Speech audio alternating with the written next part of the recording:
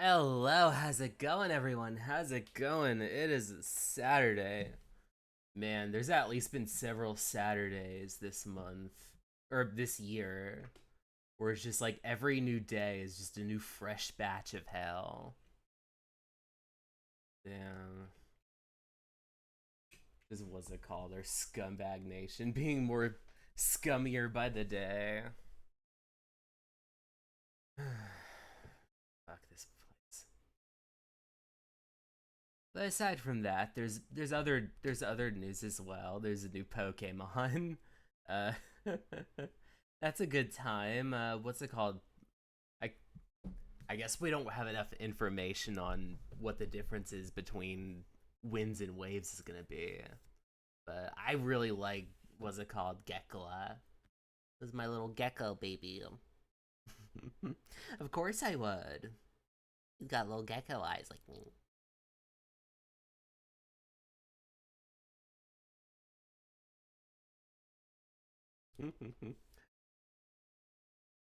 I see a lot of myself in Gekla, so I'm like, okay, this would be good. What's it called? Clefairy has a very fun, like, friendo.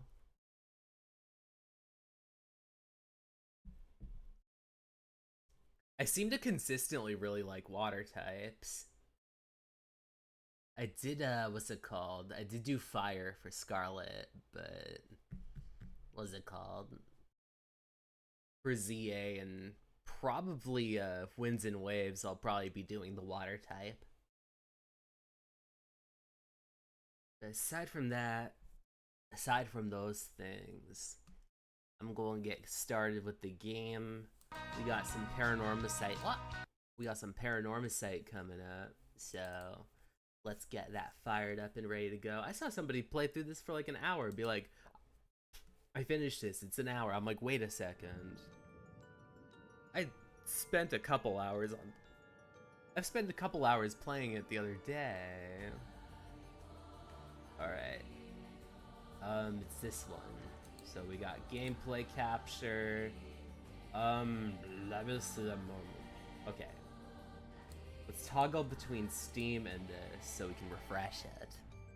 There we go. Let's get our mic all set up. I also need to come. I'll be right back in just like maybe like 5 seconds. Because I need to turn the AC down a bit.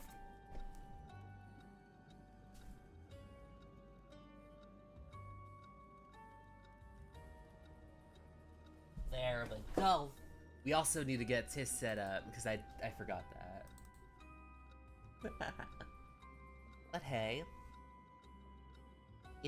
at least we got music this time, or at least we got the main menu music. We got our Paranormasights, Paranorma fights. All right. Let's throw a banana. You. Ah. I feel like I need to add more. I need to add another like sound. Like I might switch one of my more unpopular sounds with the fa. Maybe what's it called? Maybe I'll switch out the text to speech.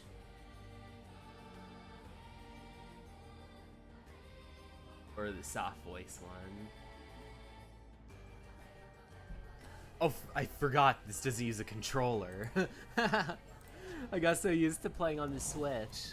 This is a Steam game. Alright, where are we at? We are at the lighthouse.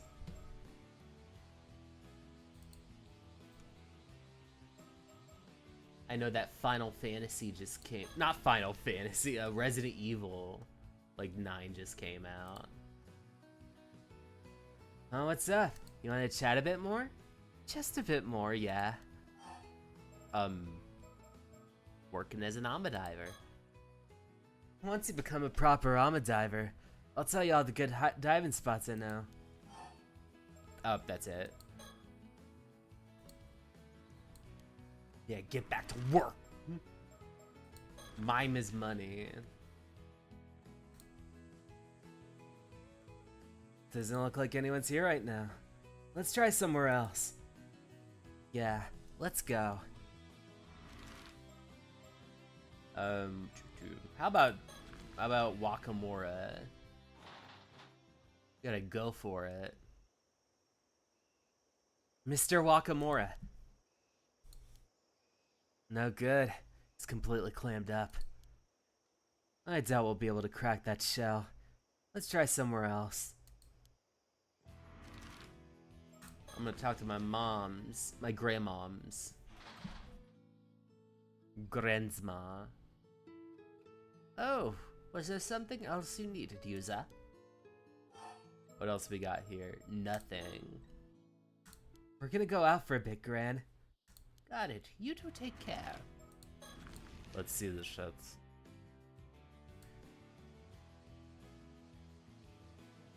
Guess no one's here anymore. Yeah. Let's go to Tori.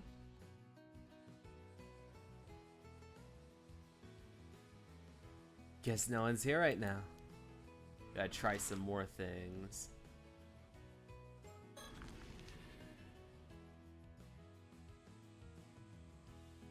Oh, I just came back from here.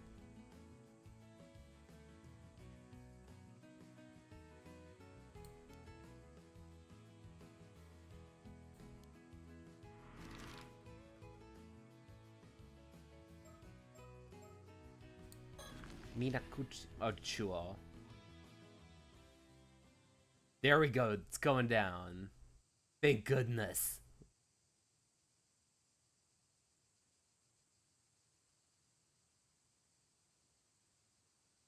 Looks like the sun's starting to set.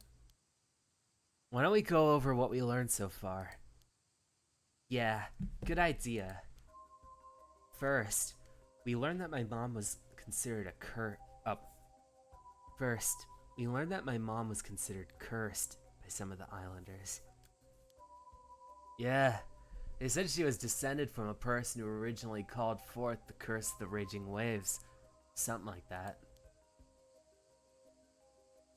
And because he thinks the curse is about to break out again, Mr. Wakamura is currently trying to find a way to stop it. Not everyone on this island believes in it, though. Hikuo and Shotaro didn't seem to believe it at all. Yeah. We also managed to speak with those two foreigners who were looking for mermaids. They sure were full of surprises. And there's also that rumor about mermaids living Taishima, a nearby island that was destroyed, and that one of them assumed human form. I never thought we'd find something to support the idea that my mom might have been a mermaid. Whatever else we may have learned from this, the mermaid that I encountered 5 years ago may very well have been one of the three living near Taishima. We also got some hints about where those mermaids might have come from. Yeah, there's a good chance that originally came from the otherworldly place called Ryugu. They're in a place like that. I don't see how we could ever get to them, though. What that girl said about a calamity approaching's bothering me a bit, though. There's no way she would have known about the curse of the raging waves, right? Do you think that means the curse is real after all? Oh! Azami! I just realized something. Yeah? If the curse of the raging waves is in danger of breaking out again, then wouldn't that mean its curse bearer is still around today? Oh damn! You're right! But your mom is, well, not with us anymore. Mr. Wakamura seems to think I wasn't the direct cause. Mr. Wakamura seems to think I wasn't the direct cause of the curse reappearing too. Yeah, he'd probably be coming down on you even harder if he thought you were. So the person responsible would be someone who wasn't here 5 years ago, but is here now. Well, assuming the curse is real anyway. Yeah. Still, I really do wonder if my mom had some sort of link with mermaids. I hope whatever Gran has to tell us sheds some light on things. You mean what she's planning to tell us at the bay tonight? Yeah?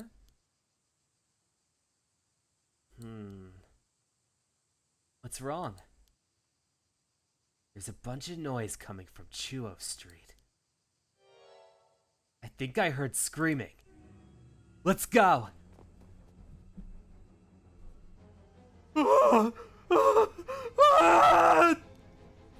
Why?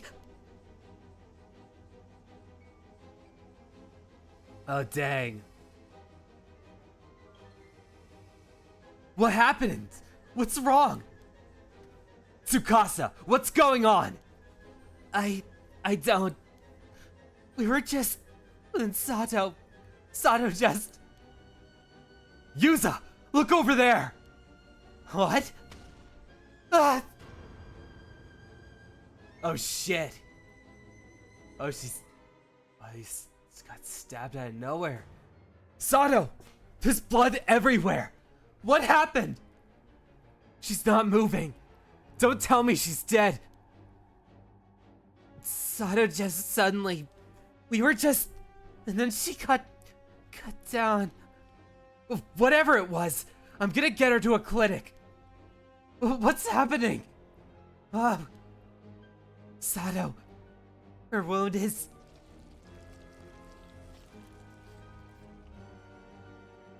The wound's gone. Sato. Sato, are you okay? Sato! What? What? Sato from Kusawa. She's the person from the island, isn't she?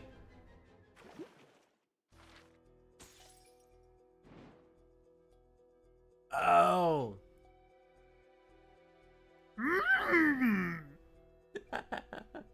All right.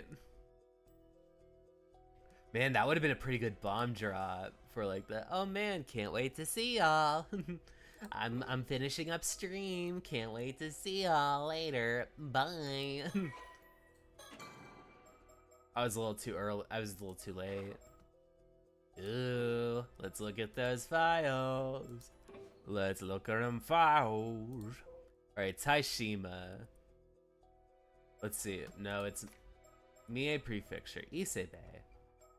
We got Isle Bay Mermaid Legends. Let's do this. I gotta get my focused eyes on this.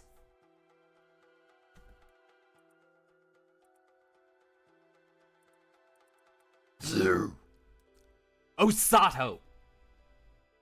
Guilty. Ano Town's Yaobikuni. Although the exact time period is unclear, legends tell us of a girl named Osato from Kusawa in the Ano Town of Age District, who became immortal after eating the flesh of a mermaid and went on to become Yaobikuni, a nun who lived for 800 years and is still alive. Oh! Ah! Sorry making loud noises, but what's it called? You have been living forever. You're Yaobikuni. I fucking know you. Let's see. Mysterious girl suddenly arrived, claiming she was the child of the Wakamuras. No sign of doing anything. Holds up in the residence. Who she is and what she's doing.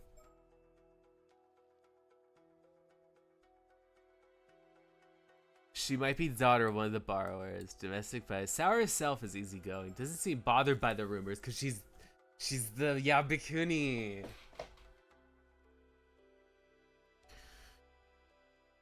Isn't that fond of period dramas because she was in one and it was called Her Life. She's like, oh man, this isn't accurate. I lived through this. I've played these games before. That's not accurate. I was on that island. I see these Yaobakuni stories. Y'all don't get it right. Mother of mercy. Yeah, this is the time. This is the time we are going to go into Osato's mind. We're gonna go into the Yaobakuni's mind. I kind of want to keep those black eyes.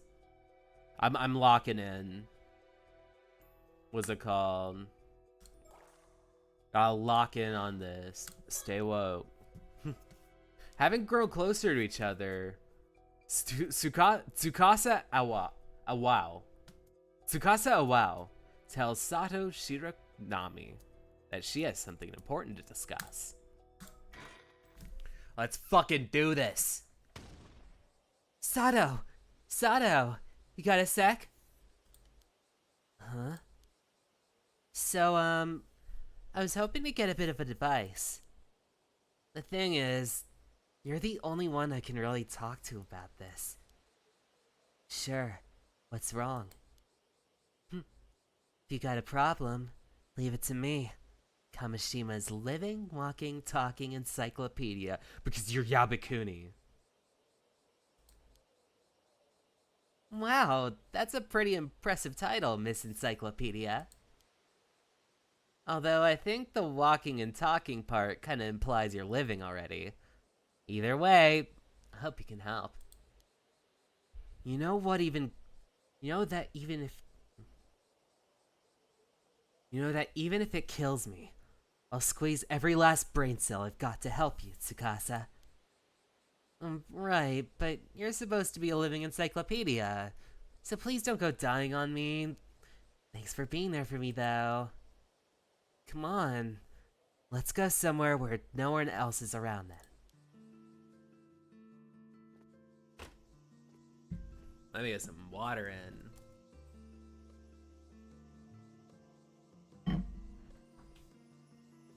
Pardon me a moment, young ladies. Yes? You mean us? Yeah, sorry for the trouble, but I was hoping to get some directions. Hello, Shrimpo Max, how's it going? Thank you for the raid. Thank you so much. Wow. Hello, Genuine Geek, how's it going? I am playing some Paranormasight too. And I'm only on the, what's it called? I guess in the story chart. Oops. I am a little into this Yuza part, but I'm getting started on this Sato Shiranami part. So, what's it called? Hello, Shrimpo Max, how's it going? Just in case, like, anyone has to do anything or go out and do anything, like, y'all can do that too, but in case it's your first time, I'm Rocknaroga, an alien from beyond the stars. I'm usually a variety streamer, but I just got started on Paranormasight too, and on Sundays I play Paper Mario: The Thousand Year Door. But I'm playing this because I just finished up on, what's it called? Pokemon Scarlet, no, Pokemon Legends ZA. So this is my new game mode. Sato, you got a sec? So, I was hoping I could get a bit of advice. The thing is, you're the only one I can really talk to you about this. Sure, what's up? If you got a problem, leave it to me. Kamashima's living, walking, talking encyclopedia. Wow, that's a pretty impressive title, Miss Encyclopedia. Although, I think the walking, talking part kind of implies you're living already. Either way, I hope you can help.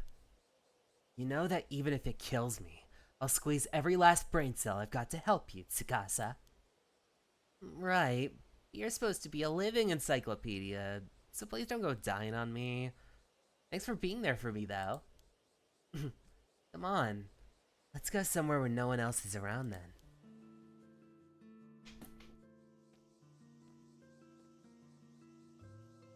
But yes, in case this is your first time with this particular game, we are in, what's it called? This is a a paranormal kind of game series. The first one was about a certain like town that had like a ton of like cursed objects, and people were kind of playing this sort of like almost battle royale with it. But this particular game is about mermaids that appeared in this like fictional town called Isebe. Now me, the player character, who happens to be Yuza Minaguchi, is somebody whose mother may or may not be a mermaid. But like, I lost my parents to a boat thing, and everyone in town blames me for it, for being cursed. But they just think I'm cursed. They don't think I had anything involved in it, but because I survived it as the lone survivor, what's it called? Me and my, like, what's it called? My best friend, Azami, are kind of just, like, doing, like, kind of diving to be able to take after my mom. But also kind of settle down a bit. But in the process of this, I'm also investigating who exactly saved me from the shipwreckage, and two, is Mom a mermaid? Pardon me, young ladies. Yes? You mean us? Yes, sorry for the trouble, but I was hoping to get some directions. Oh, are you here sightseeing? Welcome to Kameshima. I was afraid it's not quite as relaxing as sightseeing. We're looking for the Wakamura residence. Would you happen to know where it is? The Wakamura residence? May I ask who you are? Of course. Please, pardon my manners. My name is Yumeko Shiki, a housewife from over in Tokyo. And who's this guy? Oh, a housewife. And this here is Sodo Kiryu. He's something of an assistant to me. My pleasure.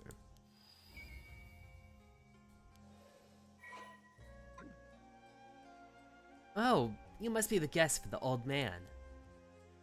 The Wakamura home is just up the slope, after you head through that valley. It's a bit of a maze, though. Want me to show you? So it was that way. Thank you, but I believe we can manage from here. Believe it or not, we've been running all over the region. We're quite used to the area now. Oh man, we got new data. Unlock past recollection chapter from Yumeko Shiki. The Futami Gora investigation.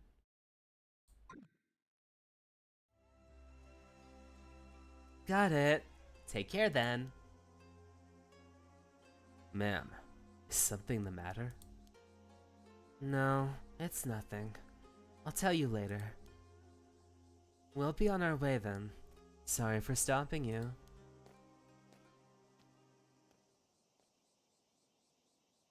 Huh, those two really had a strange vibe. The old man sure gets some unusual guests. Yeah, there was something off about them. Don't you think that's the kind of aura that sorcerers would give off? Ah, I know what you're getting at. I've heard those rumors too. Everyone's saying that old man Wakamura has been super reliant on some shady sorcerer lately. They did say they were from Tokyo. Maybe they really are sorcerers. Whatever. Come on, Sato. Let's go. Yep. Alright, let's go from Chuo Street to the Bay. From Kamishima Bay. Okay, this spot should work fine. Oh man, now I'm actually about to talk about it. I'm getting super nervous. Tsukasa's asking me for advice? Something must really be weighing on her. She's usually so quick to decide and act on anything. This is so rare of her. Let's see, we got any stickers on the wall or somewhere? Nope. This little bay is quite hard to find. so hardly anyone ever comes here, including tourists, which makes it a great place to talk in secret. These are just surroundings. Some Susan surroundings. Wow. Alrighty. You said you wanted some advice, so let's hear it. How can I help you, Miss Tsukasa? Well, I do want your advice, but I'm not really sure where to start. Well, I guess this isn't going to be an easy topic for her. In that case, let me start her off with another topic to loosen her up.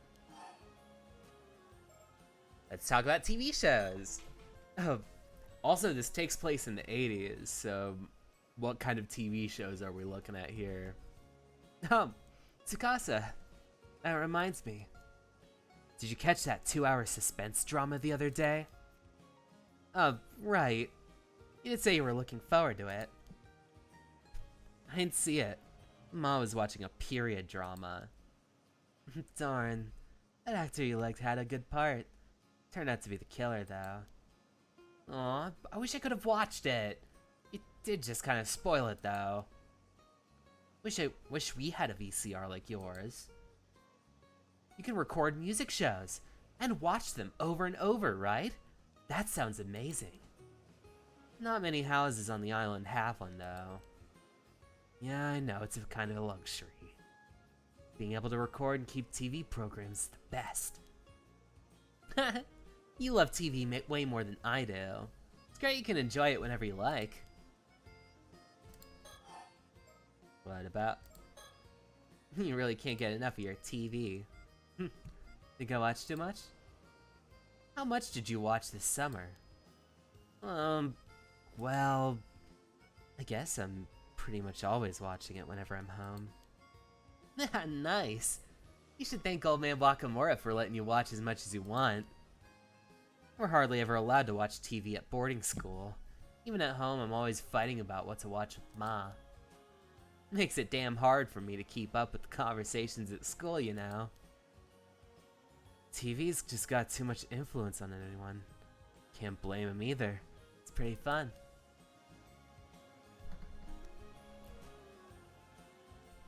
Oh wait, no, oops. Let me look at my friend here. Now that we're here to talk, she suddenly looks like she can't get the words out. Maybe I should be the one to nudge from my side. More TV. Speaking of TV, I saw something on the morning news. Yeah, what happened? They said an Ama diver on the mainland went missing at sea. Yeah, I saw that too. Hope they find her safe. Apparently they're still searching. But it goes to show how dangerous it can be as an Ama diver. Yeah, even I had a couple moments out there where I've been way too close. When that catch is just right in front of you, it's easy to think you can let go a little bit further and end up pushing it just a little too far. Sounds scary. You better be careful out there. Now that I think about it, a little while back, there was a story about old human bones being found near the seabed near Toba. Whoa, I've never heard that one before. That really happened? Creepy. Maybe it was someone who went missing at sea. I just hope it isn't like a curse or something. Yeah, the sea can be pretty scary. The old Ama grannies always told us. We islanders live at the sea. Never forget how fearsome it can get. That's why Ama divers wear charms and mind their proper rights, right?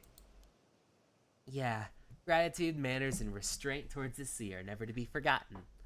That's the first thing they teach you when you start diving. Alright. What about summer break? I guess you'll be heading back to the mainland soon now that Obon holidays are over. Yeah, I head back to my boarding school in 3 days, so I only got until the day after tomorrow to take it easy here. Right, time sure flew by. I'm really gonna miss you. Me too. Only 2 days left, huh? 2 days. What am I gonna do? I guess whatever she wants advice on is time sensitive. Alright, let me turn on a light.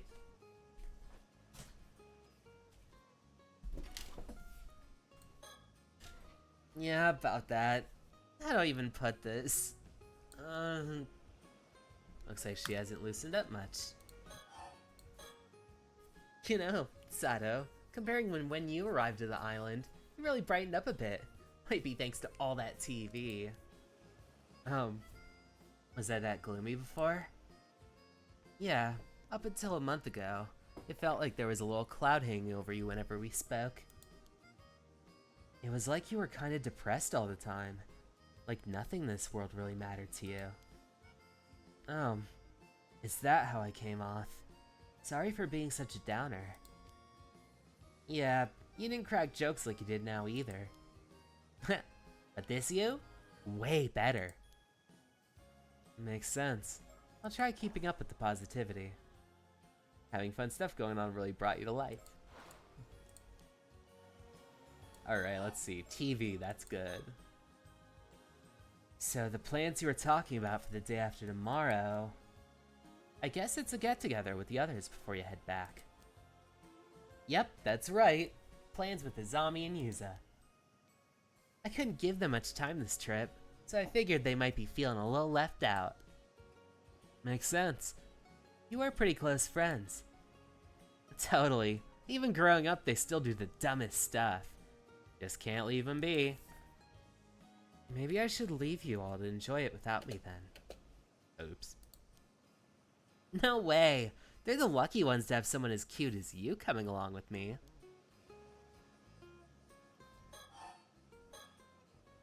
Man, I can't believe summer break's coming to an end. Yeah, it's kinda sad. Alright, spill the beans. Okay, I'm ready. I'll just say it. Go ahead. So the thing is... I think I like someone. Alright, go on. We'll hardly get to see each other anymore soon. I want to tell him how I feel while I'm still on the island. Oh, him. Makes sense. I'll help however I can. As Kamashima's living encyclopedia, I've seen this all on TV before. I, probably know a thing or two that can help. For sure. Yeah, you don't sound all that confident, which makes me a little nervous. I can tell you mean it. Thanks. I just really don't know what to do.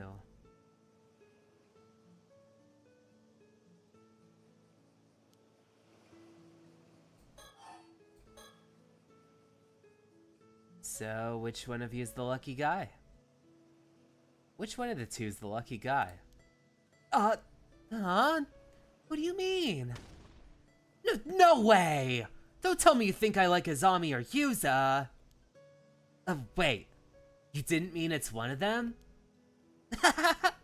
Me falling for one of them? Not a chance. Oh man, bummer guys. Rest in pizzas to the two of you. They're basically like brothers to me.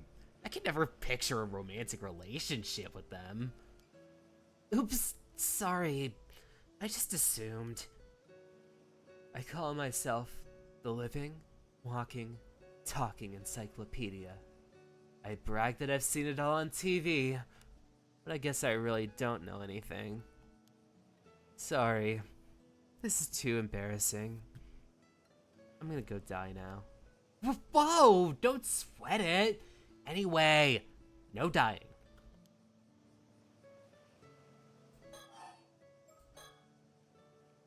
But then who is it? No point dragging it out, so I'll just tell you. It's Shatara. That guy! Oh, Mr. Wakamura's son. I see. I was like, I'm sorry. Like, what's it called? I don't know about that dude. Cause like, he looks like this. Son of, what's it called? Shinobu Wakamura, that ass wife. So, what's it called? No, I don't know about that. It's like what's it called? Nothing will compare to a zombie. But let's see.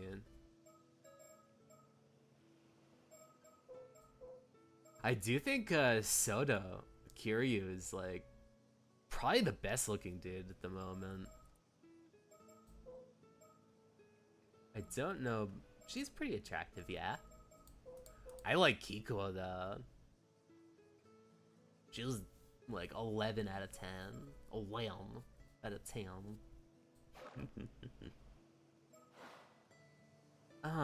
Mr. Wakamura's son. I see, I see. He's sincere, smart, pretty handsome. I could see why you like him. Right? He's back visiting the island at the moment. He usually goes to university in Tokyo. I've secretly admired him for ages, but I always thought he just saw me as a kid. Figured he'd never be interested. But now I go to school in the mainland by myself. I'm even working as an Ama diver. On Prudence up. There we go. Oops. Come on. Up. Through.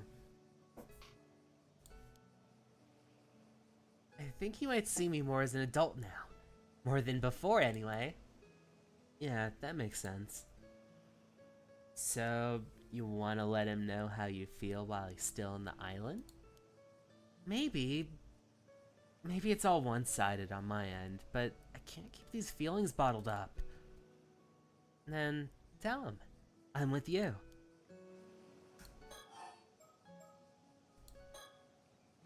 I want to tell Shotaro how I feel at the end. The day after tomorrow. What do you think I should do? You're staying with the Wakamuras right now, yeah? Know anything about him that might help? Oh, I'm afraid Miss Encyclopedia might not have that kind of info. You don't have much info at all, do you? I mean, he's honestly not home most of the time, so there's a lot I don't know about him. Feels like he's always got something to do. Checking in on folks all over the island. Like, I don't suppose you know if he has a girlfriend in Tokyo or something. I'm afraid I'm not sure. Tokyo's packed with beautiful girls, right? Guy like him won't be left alone for long. Well, from what I've seen, I haven't noticed him keeping in touch with anyone.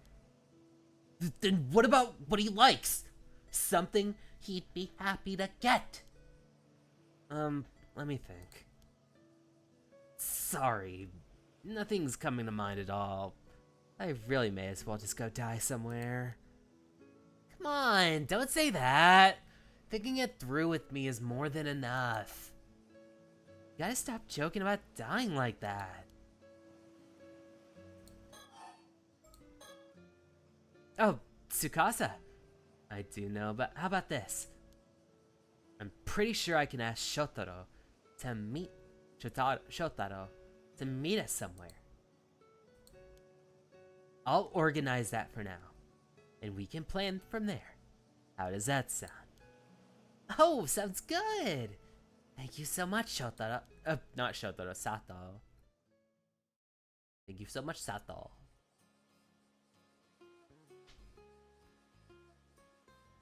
So, we kicked around ideas the whole way back, but in the end, writing a love letter and handing it to him is the best call. That's the plan. Yeah? Yep. Since way back when, the tried-true way has always been a love letter. A classic method. I like it. You're heading out to dive tomorrow morning, right? Yeah, weather's looking good. Alrighty then. I'll ask him to come to the bay a little afternoon. That work for you? Yep. I just need to have the letter ready by tomorrow. Hey, can you look it over before I give it to him? Of course. I'll fix it up even if it kills me. Thanks. I'll write it even if it kills me too. I'm already nervous. Hey, you two over there? Is that who I think it is? It is. It's Shotaro. Oh, wow. Speak of the devil. Hey, sorry to interrupt. Oh, he's totally glowing like usual. Oh, oops. Like usual. It's like all my honest feelings came out with the gloom. It's like, that's disgusting. You like this, Tsukasa? Is there something wrong? Have you seen Azami? He didn't show up to today's association meeting. Oh, I see. I haven't seen him today. I think I know where he is. I'll go get him. Oh, you do? I knew I could count on you, Tsukasa. I'll let you handle it then. Sure. No problem.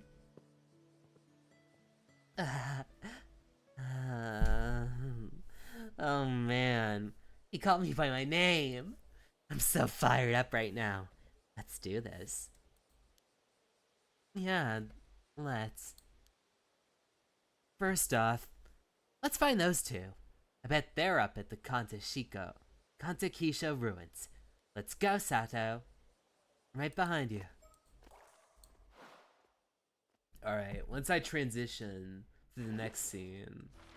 Oh, okay, it's already finished. Oh yeah, it's just gotten revealed. So this happens then. This happens after the diving. And this happens as I'm looking for stuff. So the next step, I think it would be this Yumika one.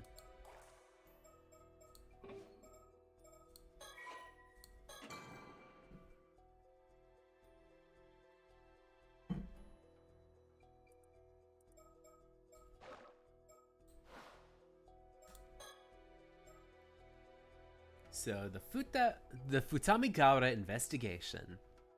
Yumeko Shiki and Soto Kiryu head to the coast of Futamigaura after receiving a report about a strange corpse found there.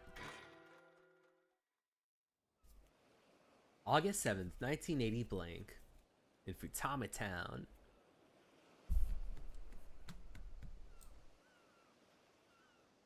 Miss Shiki, there you are. Sorry for calling you all the way out here.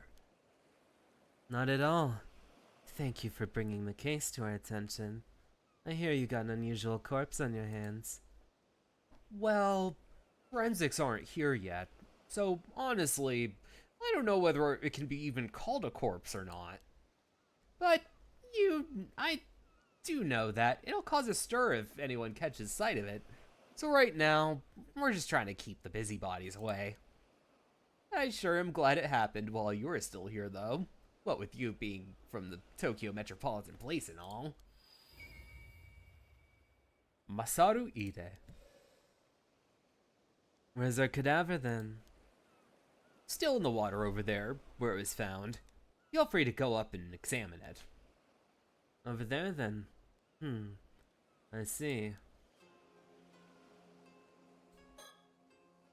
Do we know about the situation when the corpse was found? I just got here as well, so I'm not quite clear on the details myself. But from the sound of it, a local citizen happened to across it for about an hour as they were passing by. They got us on the scene immediately, so no one else should have seen it. That's a relief. We don't want people working themselves into a frenzy over this. Where's that local now? We got someone taking their statement in a nearby police box. I'll let you know when we get more info on this. Please do. This is Masaru Ide, a detective from the local police. He's acting as my point of contact while I'm over here, as well as providing any support I need. I don't doubt this is quite a troublesome assignment. There are a lot of things that need to be kept secret, for one. But he's been pretty good at not prying into the particulars while doing what needs to be done, occasionally notwithstanding. Given what this case has ended up involving, though, those particulars may not end up remaining undisclosed for much longer.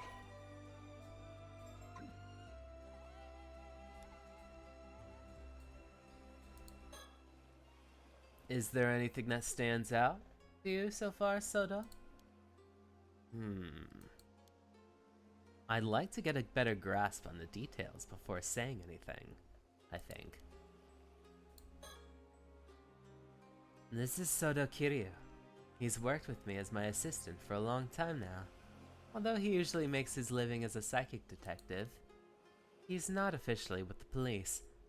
But with my assignments being what they are, he has special permission to accompany me on investigations.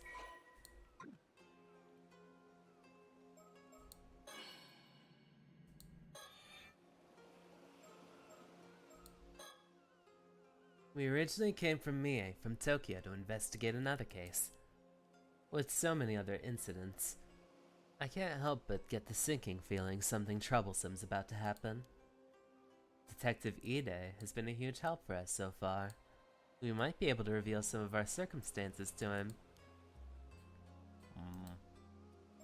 We'll be right back for just 1 second. I just gotta go to the restroom.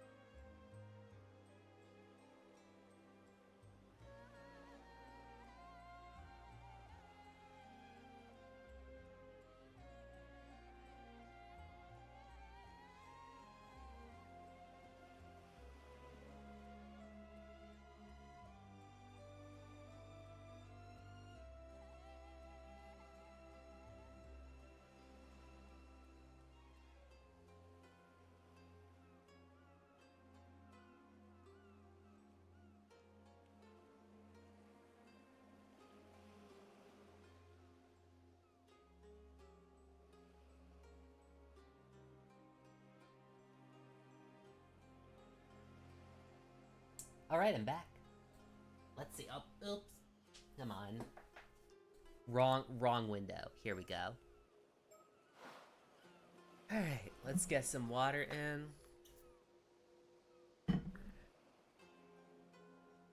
The ball of rolling. Let's see. This is Futamigata. Coastline's just northeast of Ise City. It's a pretty popular location for tourists.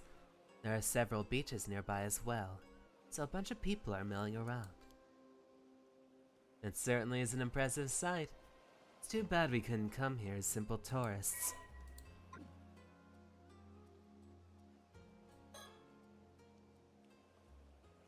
I see.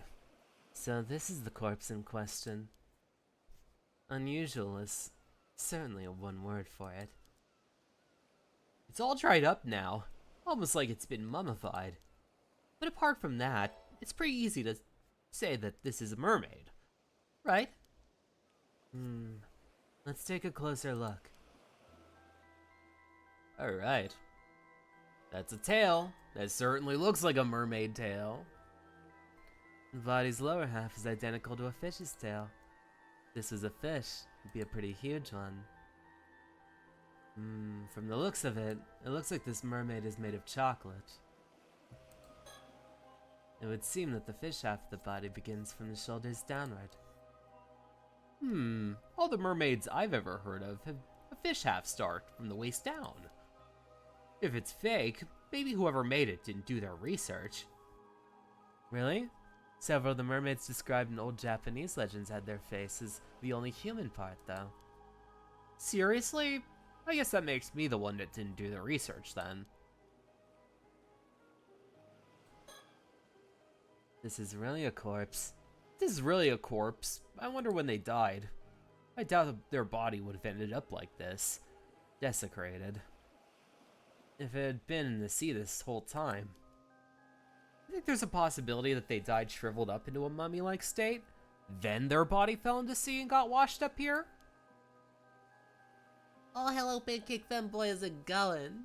We are currently doing some investigation on this, like, what's it called? This mermaid corpse. Cause, what's it called? Where we are at is we are following Yumeko Shiki. What's it called? She's like, almost like an investigator for the Tokyo Metropolitan Police. And she is joined by a spiritualist named Soto Kiryu, who's a psychic detective.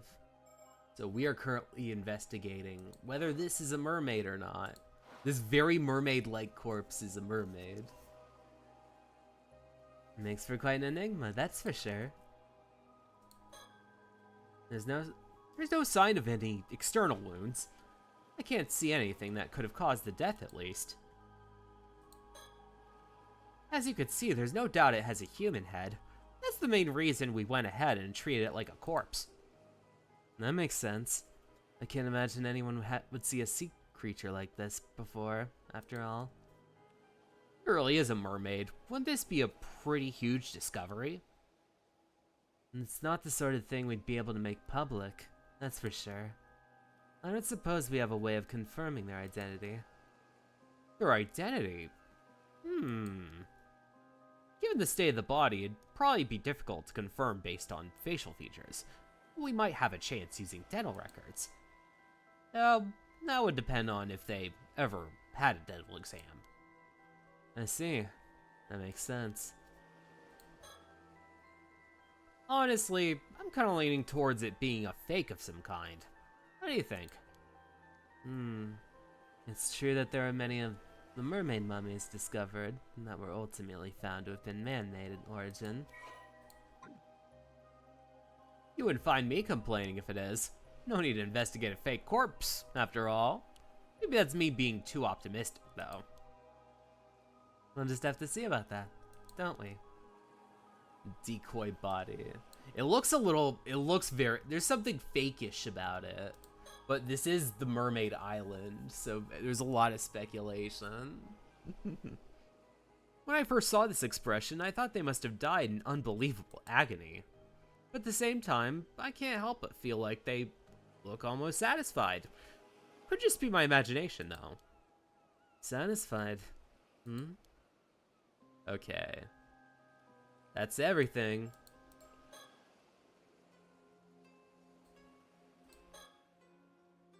Is there anything that stands out for you so far, Sada? I'd like to get a better grasp of the details before saying anything, I think. Oops. Alright, Ide. If we really do have a mermaid on our hands, do you think that all those stories about becoming immortal from eating mermaid flesh are true? Oh, so you're curious about that too, Detective? Well, I don't know if I'd actually want to eat it, though. Living forever doesn't necessarily mean you'll be happy, you know? Besides, I can't say I find the thought of eating meat from this thing all that appealing. I see. I suppose that's a natural response. But there are plenty of people who'd be interested in getting their hands on this corpse for that exact reason. I could see that. You might even have people fighting over it if it gets out. All the more reason to try to keep it hidden. Sure, it's a troublesome thing that we got on our hands here. Let's see, Soda. Well, I think we have a decent grasp of the situation now. What's your opinion, Soda?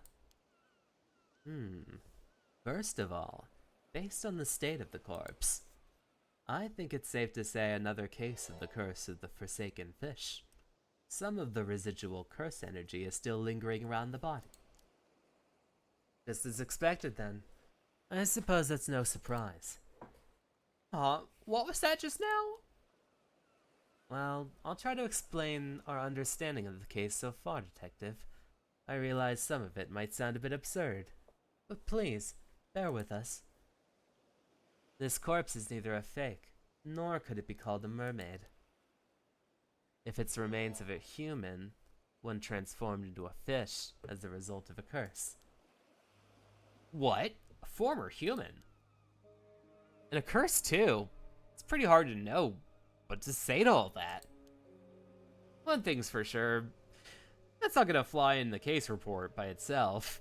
Mind explaining it a little bit more for me? Of course. Let's start with an explanation of our circumstances, then. I'll let you handle the explanations, ma'am. Of course, leave it to me. In return, I'll be counting on you to handle the report. Confound it. Oh, he has a sense of humor. First, I suppose I should start with a brief explanation of the department I work for. Wait, aren't you some kind of secret department in the security division over in Tokyo? Are you sure you should be telling me something like that? I'm not getting caught up in a troublesome business if you do, am I? No need to worry. I doubt I'll come to that. Probably. Our work is mostly kept in secret because it's something of a pain to find people who will accept, let alone understand, the circumstances each time. But you have been very supportive so far, so I can't imagine that will be a problem. Well, if you insist, go ahead, I guess. As you say, my department is indeed part of the security division. Its proper name is the Paranormal Affairs Bureau. Oh man, that's where Tsutsumi works.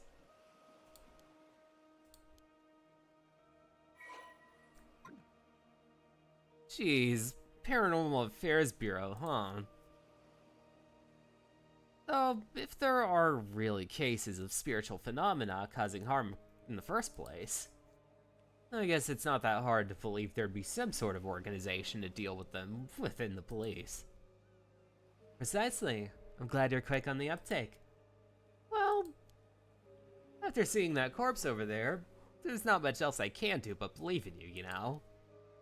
Oh, it does remind me, you have spirit sense or some other sort of psychic power? Not to any notable degree, I'm afraid. As I mentioned, I'm primarily a housewife. If you might ask me, I would rather sort this all out soon and get back home to my husband immediately. Right. Soto here was my husband's protege when he used to work as a psychic, though. He helps me out on any work I'm assigned to. I'm responsible for handling any spiritual work that comes up, yes. Spiritual work, huh? Hearing you say that like it's just another job really makes me feel like I'm talking to another industry entirely. But if you're really just a housewife, Miss Shiki, why are you working on a special unit like this? I know it's none of my business, but if your husband's a psychic, wouldn't this make more sense to be his line of work? True. Personally, I'd also rather our roles be reversed. But there are several reasons why that unfortunately can't be the case. I see. I don't really know your circumstances, but sounds pretty tough. Either way, I should be good to put this down as a paranormal affairs case, yeah? That should be fine, yes. You can leave the rest of the investigation to us. We'll also handle the report.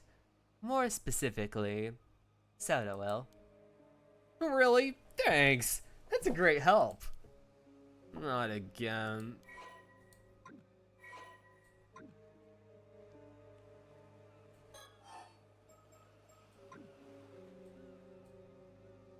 He doesn't want to talk to me anymore because I promised him more work. So, does that mean you came all the way to Mie because you knew something like this was gonna happen? Oh, that's awfully perceptive of you, Detective. I suppose you could say that, yes. At the very least, this situation hasn't come as a huge surprise. Oh, that's the case. Was the body from the other day one of those cases too, then? Alright. Oh, boop. It was indeed, yes. Seriously, that sounds like a pain to deal with. I bet our chief knew all about this when he assigned the case to me. If it lessens the burden, you've been a great help to us so far, Detective. I don't mind occult stuff, but I've been asking these questions all day out of curiosity. It's probably best I don't get involved in this case, though, right? You must have had a good reason for keeping it under wraps after all. I think it would be wise, yes. Still, I never would have thought that there was a curse out there that can turn people into fish. It only half worked, so the victim ended up looking like a mermaid. That's bound to cause misunderstandings. The curse was originally meant to turn a person's whole body into a fish, you see. But the victim died before the transformation was complete, so it stopped before it could reach that point. The vast majority of the mermaids discovered over the years are either man-made fakes or victims of the same curse. I see. To be honest, part of me was kind of excited when I first saw what it looked like. Though, that might just mean that there are really mermaids out there, you know? Exactly like the ones you hear about in the stories. I'm afraid we can neither confirm or deny things there. Oh, I get why you're asking these questions about the corpse's identity now. It's because you realize they used to be human, right? That's right. Very recently, too. The transformation likely happened yesterday, or even earlier today. What? That recently? Someone could have just ended up in that state after just a day? Certainly could. Seriously, these curses sure are scary. I'll go get forensics to take a look when they get here then. Please do. The investigator in question has worked on paranormal affairs cases before, so they shouldn't need an explanation. Ah, right. Case from yesterday. Great. That should save us some time then.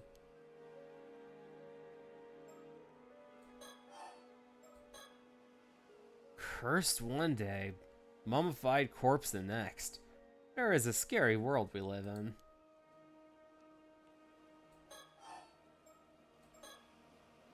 You know, sometimes I find myself wondering if I have a bit of spirit sense as well. There have been times where I've caught a sight of a strange thing when walking down a road at night. And when I look into it later, I found that the place I'd walked by had been the site of an accident or the like. Oh, that might be a real deal then. It certainly is a possibility. I would advise not to get close to anything you see of nature. It becomes easier for them to target you if they realize you're afraid of them, you see. Jeez, what would happen then? Guess I'd end up possessed or something.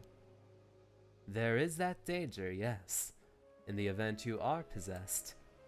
You may find yourself afflicted by headaches, muscle stiffness, and hallucinations. Memory problems and impaired thinking are also not unheard of. Headaches and muscle stiffness definitely ring a bell. I sure hope it's not the line of work it's not the work of some spirit.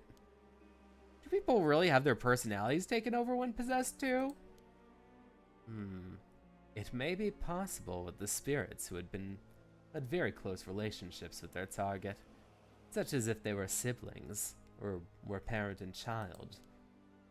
But you almost never heard of people being taken over completely. The negative effects I just mentioned are primarily caused by two parties not being in sync. That's good to know, I think.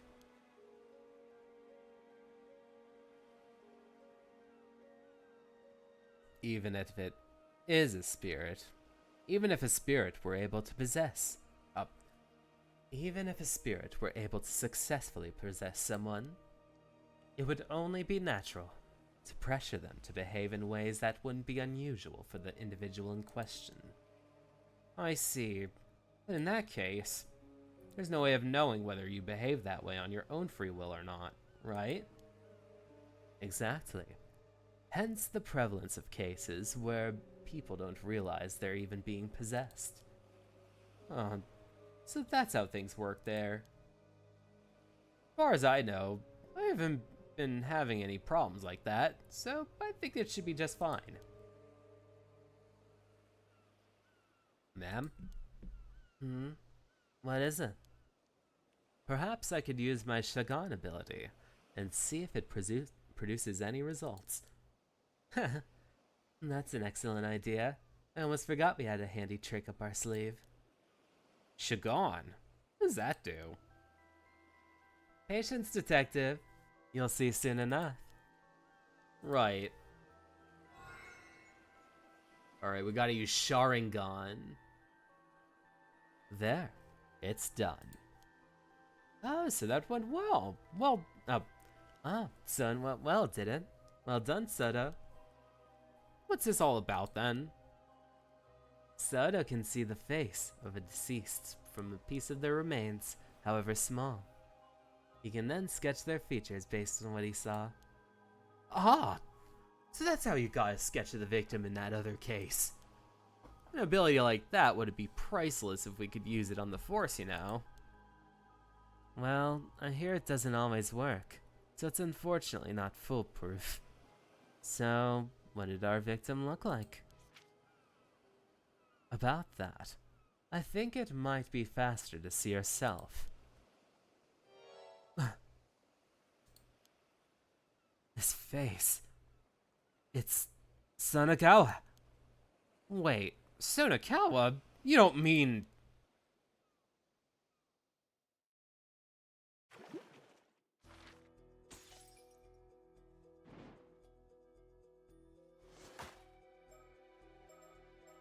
Oh man, unidentified skeletons. Wait a second. This is way into the future. Oh, they misled me. They were like, oh man, the investigation's around this part of the timeline. Then they were like, oh, you unlocked a recollection? Well, how about this is actually way further than everyone else's. Yumeko Shiki arrives in Toba City, Mie Prefecture, to investigate the discovery of skeletal remains with her assistant Soto Kiryu.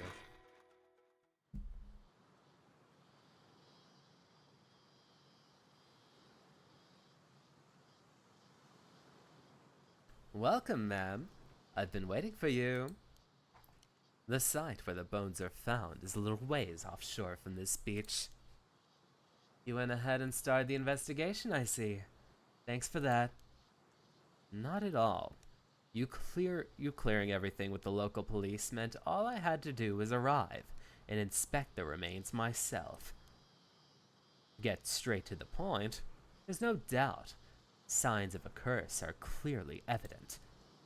The skeletal remains are tied to a supernatural incident. Seems I was right to trust my intuition on this one. Alright then, let me hear the full report. Understood.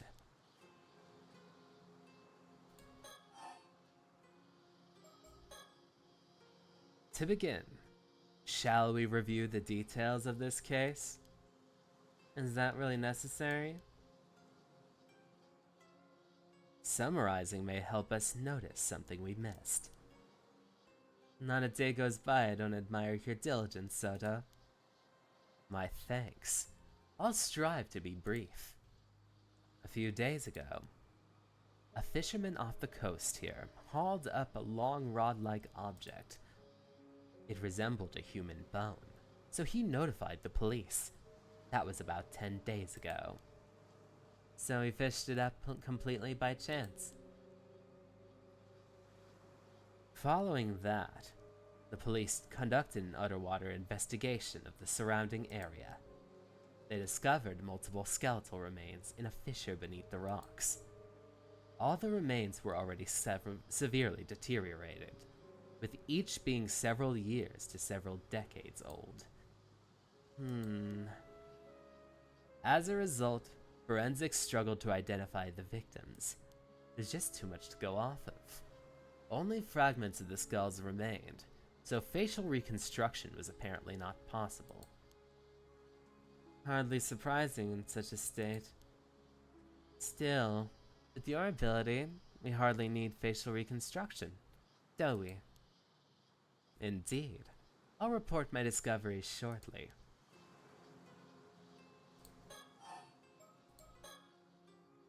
Do you know, one possibility comes to mind. Will you humor me? Please, go ahead. I wonder if the skeletal remains could be the victims of the Kamishima Southern Sea disaster from 5 years ago. Regrettably, that's not the case. Oh, darn it. Please, don't sound so defeated. Forensics confirmed 5 bodies in total, but they said that each had decomposed over a different length of time. Oh? Meaning they didn't die at the same time? Correct. The most recent appears to be dated back 6 years ago. The others go back some 10 years before that. So, one body every 10 years. Another 10, so on. Indeed. I imagine that any older remains may have simply decayed entirely. Which means that someone's been using this fissure as a place to dump corpses for decades. It is surrounded by a rock, and with minimal currents in the area, it's likely they drifted here naturally. Had that bone been fished up by chance, we'd never have known. In other words, it was an ideal site for quietly disposing of bodies. So this is no accident. Someone did this. I imagine quite some resentment must have piled up over the years. Indeed. But I've already cleansed the lingering resentment in the area. Leaving such resentment to fester could lead to a curse manifesting after all. Efficient as always. My thanks. There is one more point of concern that all the remains have in common. Go on. Each body bore a clean, precise cut, clearly severed. Severed? You're saying that they were sliced straight through the bone? Exactly. Each was sliced down through the bone, all with a clear cut as smooth as the last. Forensics noted that reproducing such uniform cuts would be extremely difficult. Even with industrial equipment, such precision would have been unachievable decades ago. One possible explanation is that a master swordsman, wielding a razor-sharp katana, cleaved each of them in a single stroke. Yes, well, that would certainly explain it. But warriors don't exactly come around with swords in this day and age. Which brings us to the possibility of a curse, I suppose. Correct. If the cuts were made by supernatural means, the rules change. And as it turns out, there were traces of a curse that each of the severed points called back to. It was just a matter of time until we found one. Also, for the briefest moment, I glimpsed a cursed echo that looked like a warrior in armor. A cursed echo in armor? Yes, judging from the crest on its armor, and given our location, it appears to be a curse tied to the Heike. Right, the Heike. You are familiar with the Heike, I assume. That was from the last game. Of course I know. I don't know. Of course I am. The Heike was a clan that took part of the Genpei War during the late Heian period, correct? Exactly. I'm glad you know. That makes things easier to explain. The Heike were defeated by the Genji during the Genpei War, and were utterly and ultimately destroyed. The tale of the Heike preserved just how prosperous they were before they fell. Many who lived through the downfall carried deep regrets. The resentment is especially persistent. Many traces remain even today, and they can be quite meddlesome. Indeed. You heard about it all over the place. I guess even by expert standards, it's quite the problem. What's more, the katana that cursed Echo carried, I believe it may have been tied to the famed blade Nukemaru. Nukemaru? Yes, a blade passed down through the Heike, once wielded by Taira no Tadamori. I see. It would seem your love for swords has proven rather useful here. So what you're saying is that these skeletal remains were cut and killed by the power of Tadamori's curse. I can't say it was Tadamori himself, but I am confident it was a curse from someone within the Heike. At the very least, it offers an explanation for those mysteriously perfect cuts. But the body's being dumped every decade. Surely that can't be the curse too, can it? Correct. I'd imagine that part likely involves further intervention by someone else. So, this wasn't an accident by some spontaneous curse. There's a perpetrator out there. Indeed. However, I can't imagine any psychic with enough power to wield such a curse would dispose bodies so poorly.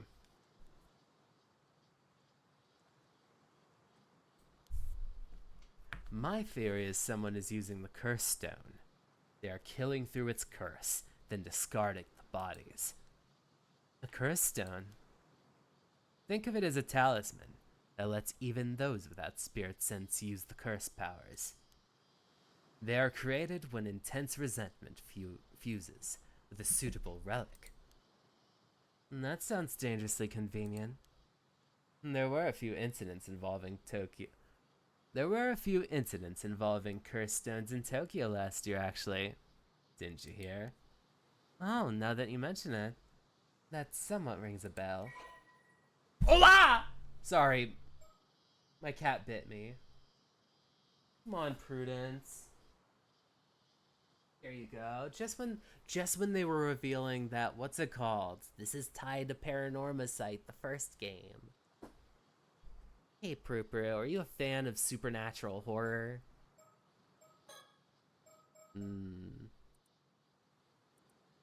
Spirit sense, spiritual phenomena,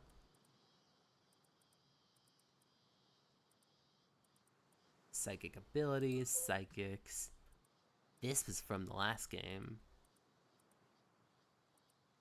The current chief is a man named Koiru Nakagoshi. Although said to be born from a family of psychics, Koiru is an elusive figure.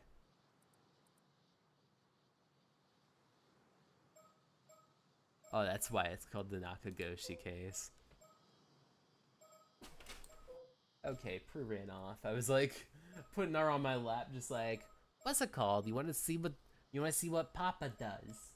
She's like, no, I just want to bite you. These are different mermaid mummies. Different parts of time. Kamishima.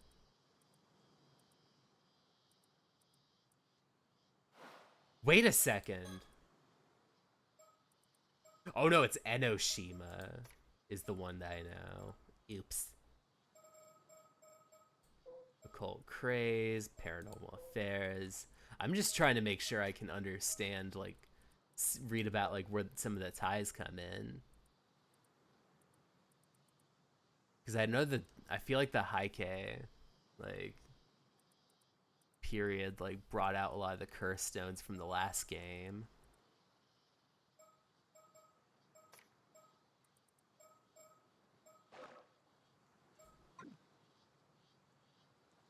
So in short, whoever's behind this possesses a stone imbued with Heike's curse. They used it to kill someone roughly every decade, dumping the body into the sea. Yes, that aligns with my evidence. Thank you for the summary. Now then, about those skeletal remains.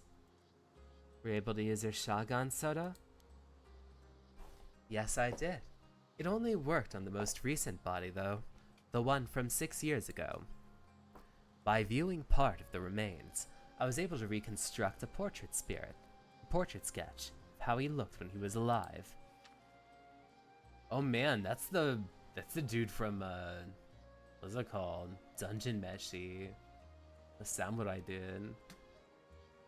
Here's a copy. I already provided one to the police as well. Impressive. That ability of yours remains quite an asset. Not always. There are times when the vision just doesn't come through. It's far from infallible. Besides, there are those who could simply speak directly with the victim's spirit and ask who did it. Even so, none of these methods would hold up as an admissible evidence in court. But as a lead in our investigation, it's more than enough. Excellent work. Thank you. We had the police compare the sketch against missing people from 6 years ago. But no matches were found. Darn. Would have made things much easier for me. Detective Ide is coming to the investigation. Ah, a detective with the local police. I heard he's good, so let's hope he proves it.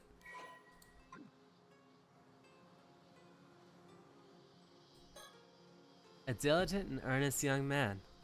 His mentor, my husband, has nothing but praise for his skills, so he has my complete trust.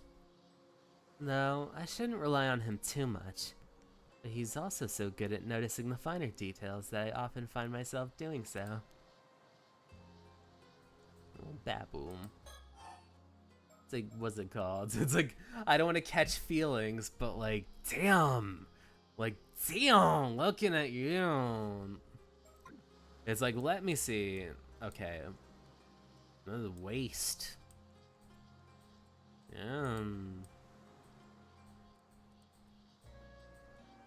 Okay. Say Soda, That sketch of yours. Maybe we should show it to some of the locals. Ah, good point. Someone might recognize them if they were around 6 years ago. If we can identify the victim, it could help us trace the ones who used the curse. I guess we can't just leave things be now that we know there's a curse involved. Honestly, I'd rather not deal with it.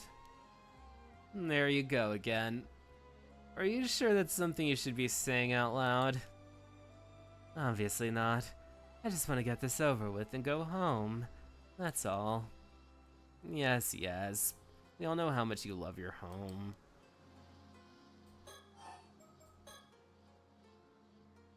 You can see the sea from here all the way out to Kamishima. Do you sense anything out there, Soda? Yes, I do. The waters south of Kamishima are saturated with the powerful presence of the Curse of the Raging Waves. I can sense it even from a distance. That's how strong it is. Is that so? Looking out to sea, I can't see a thing. I just hope this means we made it in time. Even during the disaster 5 years ago, the energy was never this overwhelming. The seal has broken. There's no doubt about it. That's already broken. That isn't good. Oh, the lights are flickering because my cat is sitting on it. Prue, stop sitting on the power source. Stop it. It's flickering. Come on. Oh, Prue, don't bite me. I'm just trying to turn the light on. It's flickering because you're sitting on the touch sensor. I don't know why she's so angry today. Well, not angry, but just like testy. The sea still seems calm though. Does the storm not break out immediately? Yes. Something seems to be holding it back from now. Oh, there's a silver lining at least. It seems stable for the moment. We probably have 2 or 3 days of safety. And then we got a little bit of breathing room. Perhaps there's still something we can do.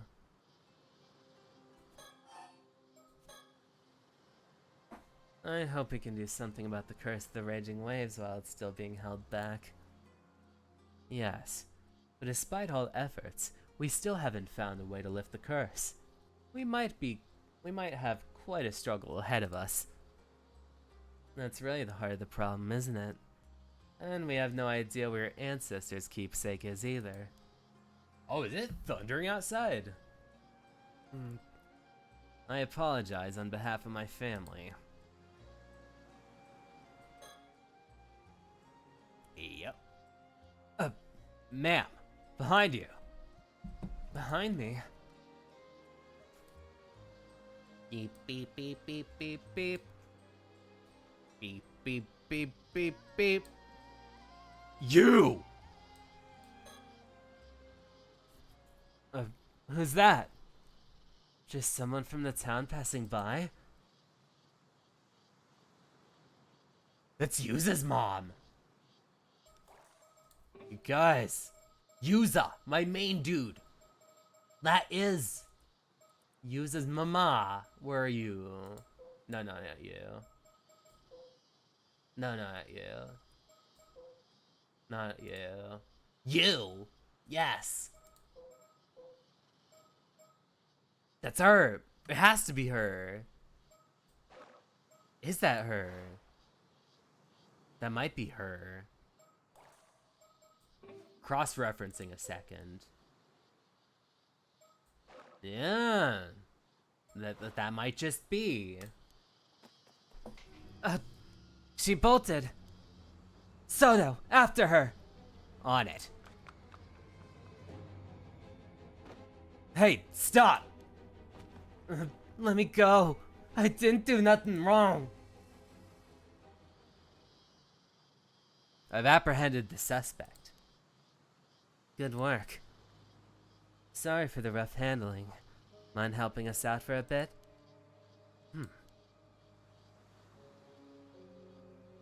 What were you doing here? Why'd you run? What? Don't get smart with me. You're the suspicious ones, sneaking around, poking into things. You think folks won't be wary of shady types like you wandering about town? Oh, I see. Sorry if we gave you a scare. We're with the police. Nothing shady here. You're with the police? Seriously? You heard about the skeletal remains found nearby, yes? That's what we were looking into. Psst, you don't look like police. Say, you live around here? There's something I'd like you to take a quick look at. Do you recognize this face at all? We believed he may have been around here about 6 years ago. Huh? Nope, don't know him. I see.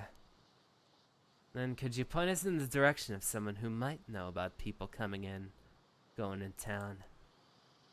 No idea. Ask whoever you want. Can I go now? I got nothing to do with this. I don't know a thing. Alright. Sorry for holding you up.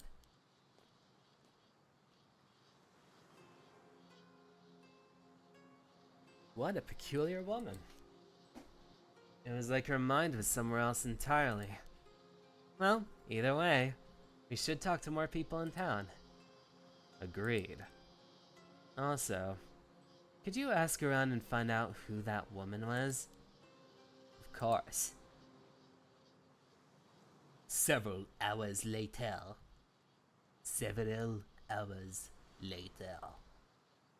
Ma'am, I've learned a few things. Excellent. Let's hear it. Oh. Good job, Soto. Hopefully you're not the only Soto that doesn't let me down this season. Go Mets!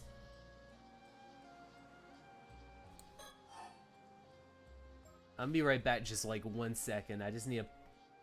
What's it called? I have a little like coffee left over. I just want to add some cream to it.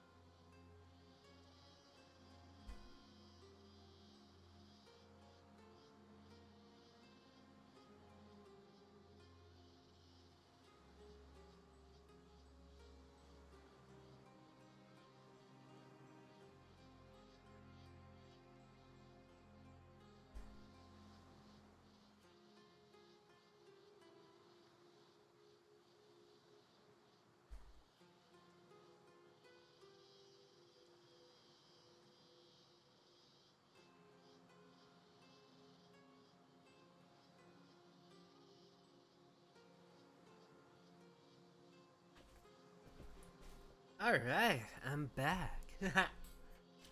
Sorry, I got a little excited. I feel like the story of this one's really hooking me in.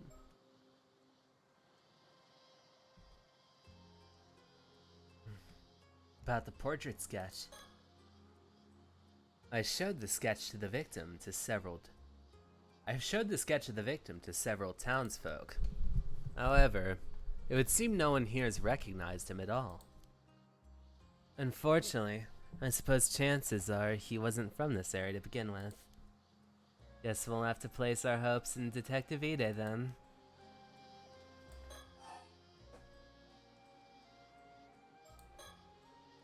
You don't suppose we might be working with a bad sketch here?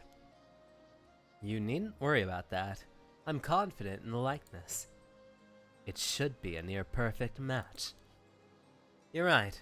I'm sure it was close. Sorry for doubting you. Why would I ever doubt my baby Soto?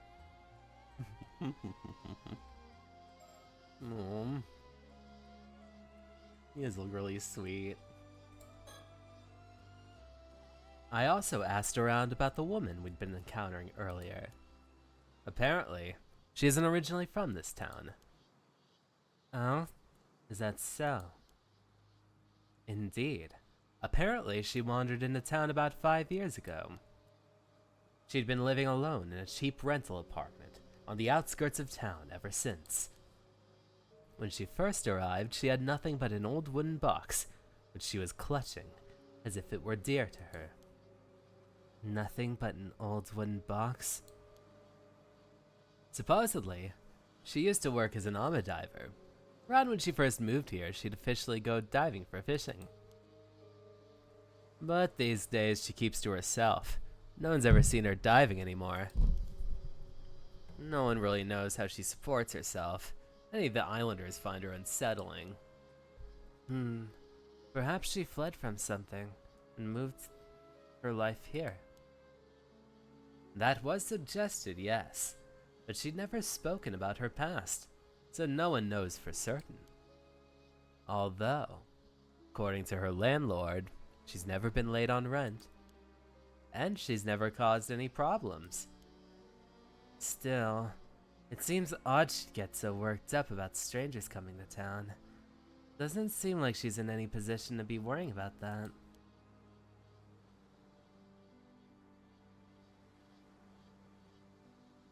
You think she might be hiding something? It's possible. Her attitude changed the moment we said we were with the police. Perhaps she was keeping watch over the coast where the bodies were dumped, waiting to see if someone showed up. Right. I mean the most recent bodies from 6 years ago. And she arrived in town 5 years ago. The timing's rather suspicious when you look at it like that. You'd best keep an eye on her. Agreed. Were you able to get her name? Apparently her last name's Samakawa, but I didn't manage to get her first. Samakawa. Why does that name sound familiar? You've heard it before. I think so. I just can't remember where. But I'm a woman who casts off her past long ago. Guess I shouldn't let it bother me. Not this again. Let's leave any time-consuming background checks to Detective Ide. Very well. On Foreman.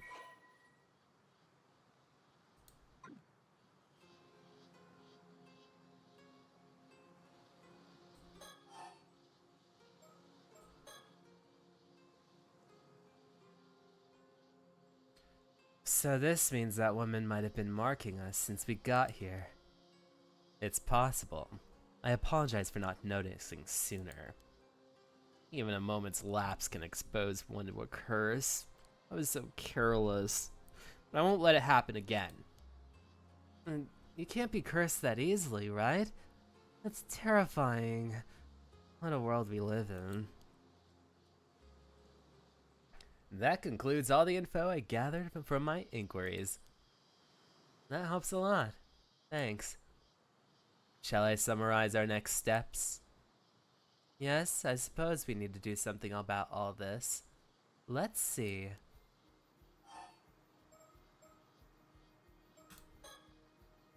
Regarding our main objective, or the so-called curse of the raging waves. Without knowing how to lift it, there's not much we can do right now. I don't suppose there's a chance you'd be able to break the curse using brute force, could you? You're quite good at that. It's certainly an option if worse comes to worse, but I can't say I have high hopes it would work. I guess that would be more realistic to try to find some clues about the whereabouts of your ancestors' keepsake instead. Indeed. It is said an item may hold the key to lifting the curse of the raging waves. But even the location of the map is pointing to that keepsake. But even the location of the map pointing to the keepsake has unfortunately been lost to time. Although, the map was said to be hidden inside the model of a mermaid mummy. One rumor says it was sold overseas during the Edo period. Doesn't seem promising. But if we can find it, and if we can't find it, I guess we're back to trying to break the curse with brute force. But to even consider that route, we have much more intel from the island. Which is why we need to head to Kamishima. And at the very least, advise the locals to evacuate. Yes, hopefully somewhat of influence there will believe us about the curse of the raging waves. Regarding the unidentified skeletons, until we can identify the victim from the sketch, we have no other leads to go off of. I believe this is best left to Detective Ide's hands. Yes, agreed. And I think the same goes for that Somikawa woman from earlier. We'll have Detective Ide, look into her. It's nice to have someone you can rely on. Agree to that end. In other words, we can safely leave the skeleton case to him for now. Yes, though we should remain vigilant regarding the cursed stones. Is something wrong? No, just one of the islanders I spoke with seems to be calling me over. Something may have happened. I'll go find out. Please do.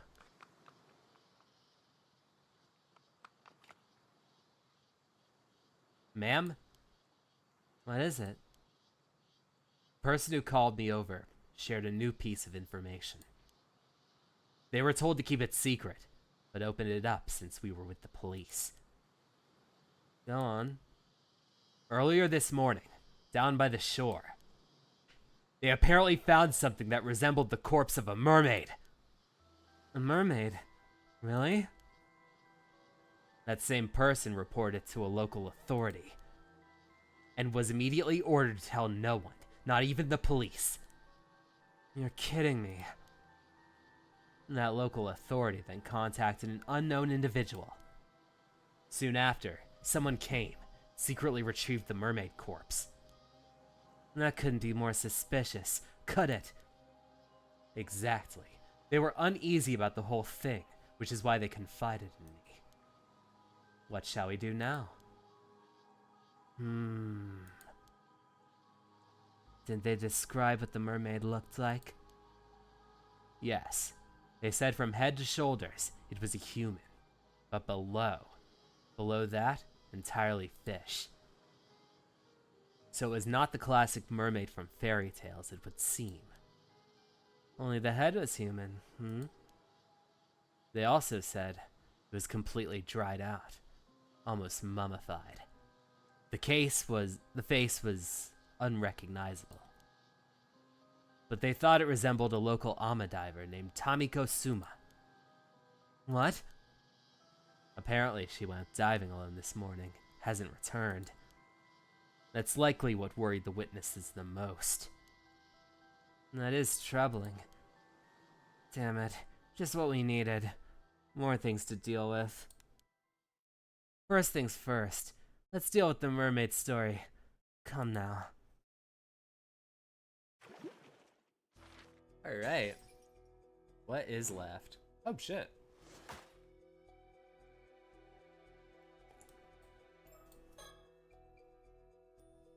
A mermaid corpse has been discovered on the beach named Ijika Town. While Yumeko and her partner were investigating its whereabouts, they run into an important local figure. I'm gonna do this chapter and then I'm gonna head out.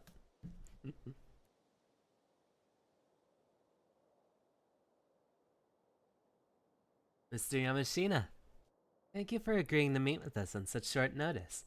I understand you're a busy man. Not like I have much of a choice, when some bigwig from the prefectural police badgered me to do so. So, Yoshiki, from the Tokyo Metropolitan Police Department, Security Division, was it? Ha! Here I thought you were just some housemaid. You sure you're from the police with that getup? Well, I'm primarily a housewife by trade. That's hardly important right now. You're also known as Unka Kudono, I believe. After hearing so many rumors, it's an honor to make your acquaintance. Rumors, eh?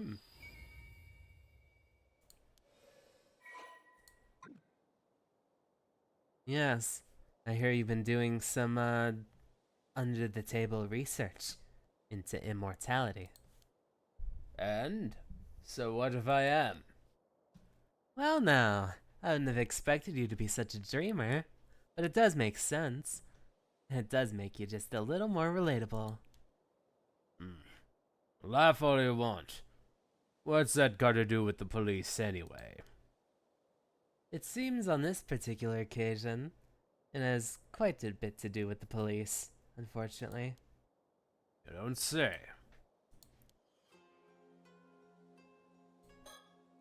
This is Yoshiatsu Yamashina. He's a tycoon with multiple properties and companies to his name, mostly based in Isashima. He's long been rumored to be involved with many shading dealings. Special investigations have had an eye on him for quite a while. They haven't managed to find any concrete evidence so far. It seems he has a knack for pinning the blame on his subordinates before finding a way to slip away. Needless to say, he and the police are quite familiar with each other by this point. Though I don't doubt he has local police chiefs and politicians under his thumb behind the scenes. No reason for me to get involved in all that. I'd be satisfied as long as I get the information we need from him.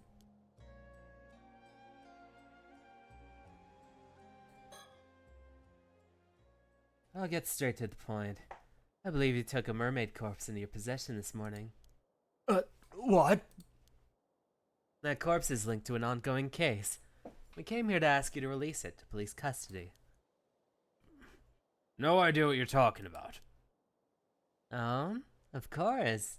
You'll get something in return for this. We have some information I'm sure you'll find quite profitable in exchange. Like I said, no idea what you're going on about. That's all you came here for, then scram. Oh, pity. I really thought you'd be interested in what we had to share. Assuming you're really interested in immortality. Well, I suppose we barely know each other. It's only natural you'd be wary of our intentions. What do you say to a little chat to get to know each other better, Mr. Unka Kudono? I hear you've been putting quite the effort into training up the younger generation. What's your take on today's youth? Useless. The lot of them. Bunch of pushovers they have let this new generation tripe go to their heads. We're the ones who built this country back up after the war. And they're out here strutting around like they own the place. Far too big for their britches. Aye, what a scathing review. Would our resident member of the new generation like to comment at all? Don't put me on the spot! Please don't call me that. I hear you've been searching for a successor, though. Given your strong opinions on the matter, I take it you're struggling? Though I can see why that would lead to a desire for immortality. After all, there's no need to cede your legacy to someone else if you can remain at the reins yourself.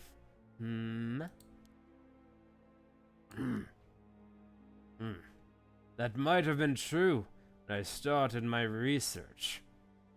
Oh? I take it isn't the case now. I'm no spring chicken. Thought of living 100 years like that ain't appealing to me anymore. Don't see much point in immortality if I'm already long past my prime. Well, that certainly is different from the rumors. I apologize for jumping to conclusions. You have my wholehearted agreement that immortality doesn't necessarily bring happiness, though. Let me be clear while we're at it. I've already decided on my successor. Oh? Turns out, the perfect candidate was right under my nose the entire time. I haven't told them yet, but they're a sharp one. They'll do just fine. Is that so? I'm glad to hear it. I suppose that mean you would no longer have any need for immortality then. Who said I wasn't still interested? Simply has nothing to do with my successor. I still intend on continuing my research for medical advancement. Think of it as doing my bit for society. You lot are always quick to assume the worst of whatever I do. How about you mind your own business for a change? Well, there's not much I can say to that. I'll try to be more discerning from now on. I've already chosen my successor. No need to harp on it anymore. I've already written up my will and passed it off to my lawyer. You'll be sure to let your friends at the police know that too. By the way, you're obviously not some run-of-the-mill cop, are you? Why, I believe I mentioned it when I introduced myself. I'm just a simple housewife. A likely tale. Plus, that fellow next to you has also got a strange air about him. He's no ordinary person, is he? My, how observant of you. I suppose you could say that. Yes? Doesn't take a genius to see it. One of them phony psychics. Types, oh, hello, poor bunny, how's it going? Must have been the wind. Must have been the Pokemon winds.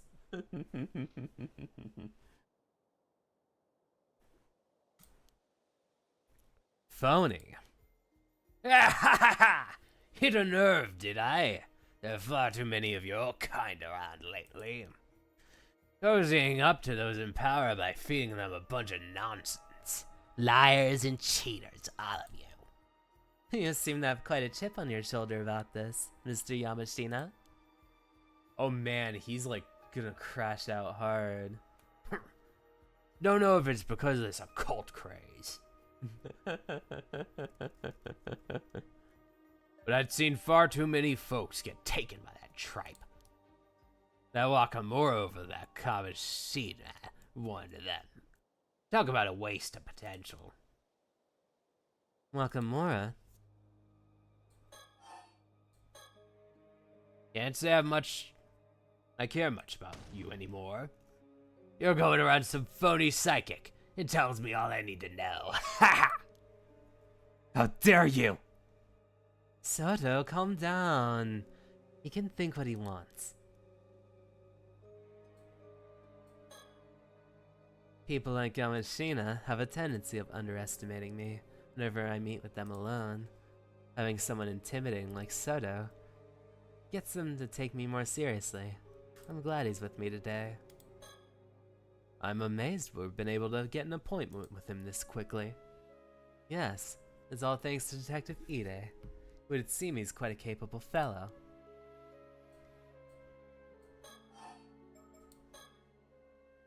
There's one more thing I should warn you about. Eating the flesh of that mermaid you found won't grant you immortality. Yeah, his hands up his sleeve. He's like, I got my pipe. It's like, but like, this isn't just an ordinary pipe. This shoots darts. Poison darts. Oh man. What's it called? Telling Yamashina that's like being like, you know, Yamashina, Santa's not real. He's like, shut up! Shut your face! And what would you know about that? Well, you know, one hears all sorts of things in this day and age. I don't know where it came from, but there seems to be a legend that eating mermaid flesh will grant one immortality. It's like, it's no ordinary dart. It's double barrel. It's a 12 gauge dart gun.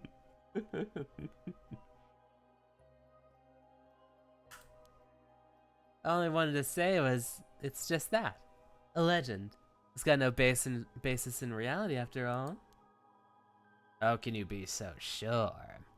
It's like it's KS 334 gauge. Just think about it.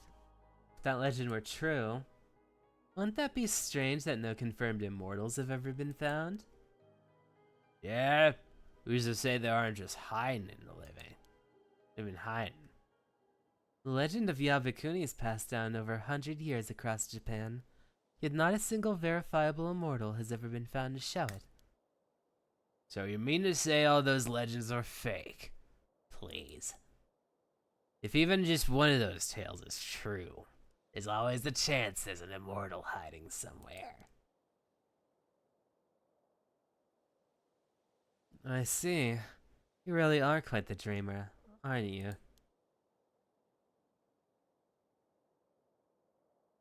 Figure we're just trying to bluff me out of that mermaid corpse for some reason or another. But now I'm sure of it. That thing's hiding some sort of secret, isn't it? Something you don't want me to find out.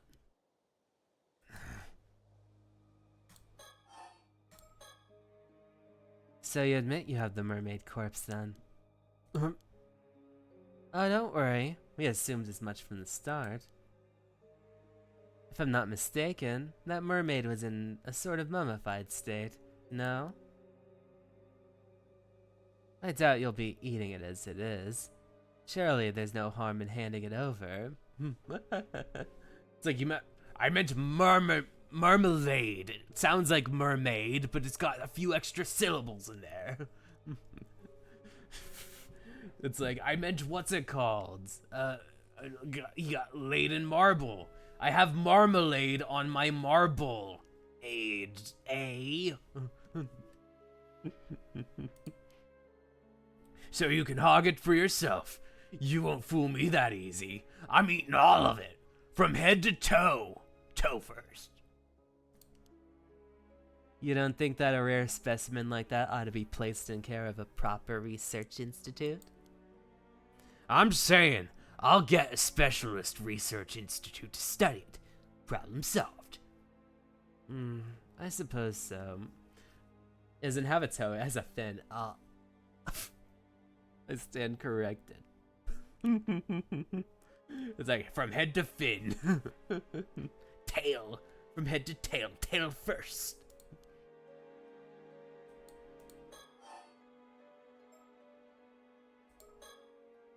I'll make sure that mermaid gets studied properly. You don't worry about that. Oh, I have to do a couple more of these. By the way, you're quite well connected around these parts, if I'm not mistaken. This doesn't have anything to do with what we came here to talk about. But I was wondering if you happen to recognize the person in the sketch. It seems he lived in the Iseshima area about 6 years ago. Nope. Never heard of him. I assume you heard the news about the old human bones found on the seabed. This is a sketch of one of the victims from that case. You sure you have no idea who it could be? First I've ever heard of it, actually. Got no interest in things that have nothing to do with me. But Wakamura has something to do with you, doesn't it? Who might this Wakamura be? Wakamura. He's one of my proteges. He's the one currently in charge over at Kagoshima. Maybe the mermaid had a bone to pick with him. Maybe a scale.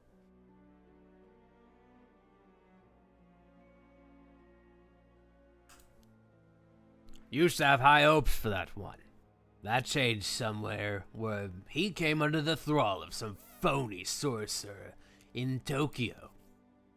A phony sorcerer in Tokyo. You heard it right. Since then, there's no end to his nonsense. Buying properties out in the mountains, changing company names, all because of something this sorcerer whispered in his ear. He even told me the layout of my house was unlucky and tried to get me to renovate this place. Just recently, he was going off about some curse causing a big storm. That's just sort of rubbish. A storm caused by a curse, you say? even if the storm 5 years ago was caused by the same curse. He's been trying to wheedle me into helping him find some way to stop it. It's like feng shui wrong. I say. But I'm done with him and his ramblings. Man's clearly a lost cause. He'll be coming over here tomorrow morning, but I'm thinking it's time to have someone else take the reins over on Kamishima. I see. So even though you believe in immortality, you refuse to associate with anything to do with the occult. And you do? I figured someone claiming to be a cop would have more sense than that. How are you meant to solve crimes if criminals can just pull out curses left and right? You won't find me disagreeing there. So, what exactly has this Wakamura been saying about the curse? Hell if I remember. Why'd you go to Kamishima and ask the man yourself? Maybe we will. Thank you for the information. It's like he knows all about cursing. What's it called? He studied the 7 words you're not allowed to say on TV and like make sure to add all of them to every sentence.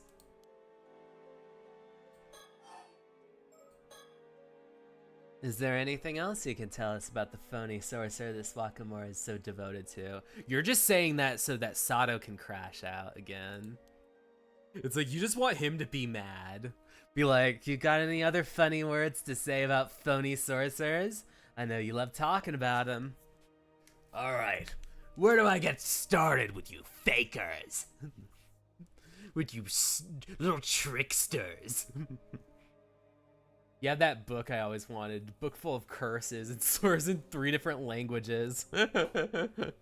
I remember having one called Making Out in Japanese. And it was like just like a way of being able to learn conversational Japanese. And they had like full chapters dedicated to just telling someone to go fuck themselves.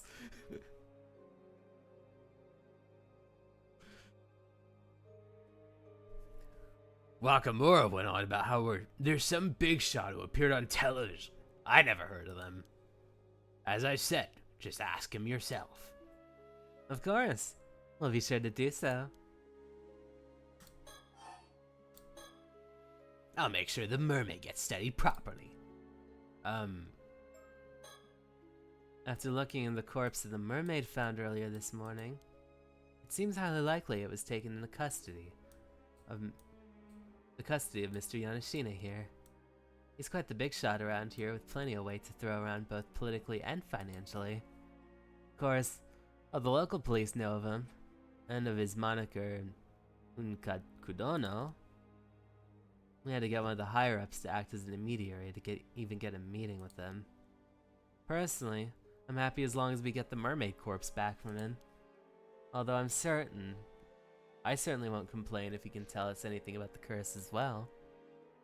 Alright, he's quite the curmudgeon, so we'll have to watch our step when dealing with him. It's like my flirting involves usually both of us wanting to commit forever sleep or something. It's like, oh no, not... What's it called? The Zetsubo Sensei route of being like, hey, I have all of my like perfect equipment for all of this. Like all of my like coal burners, ropes, the Best of Anya CD.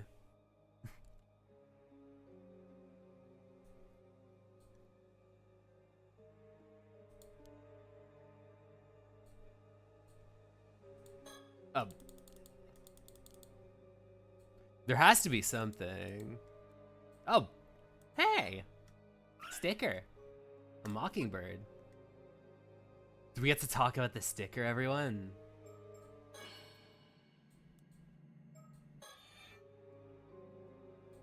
All right, let's use the vision ability. Ropes, wobbly chairs.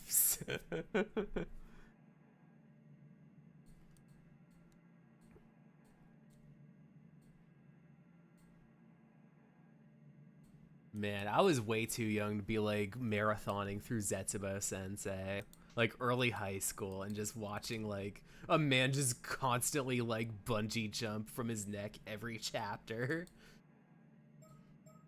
It was like, anime is wild.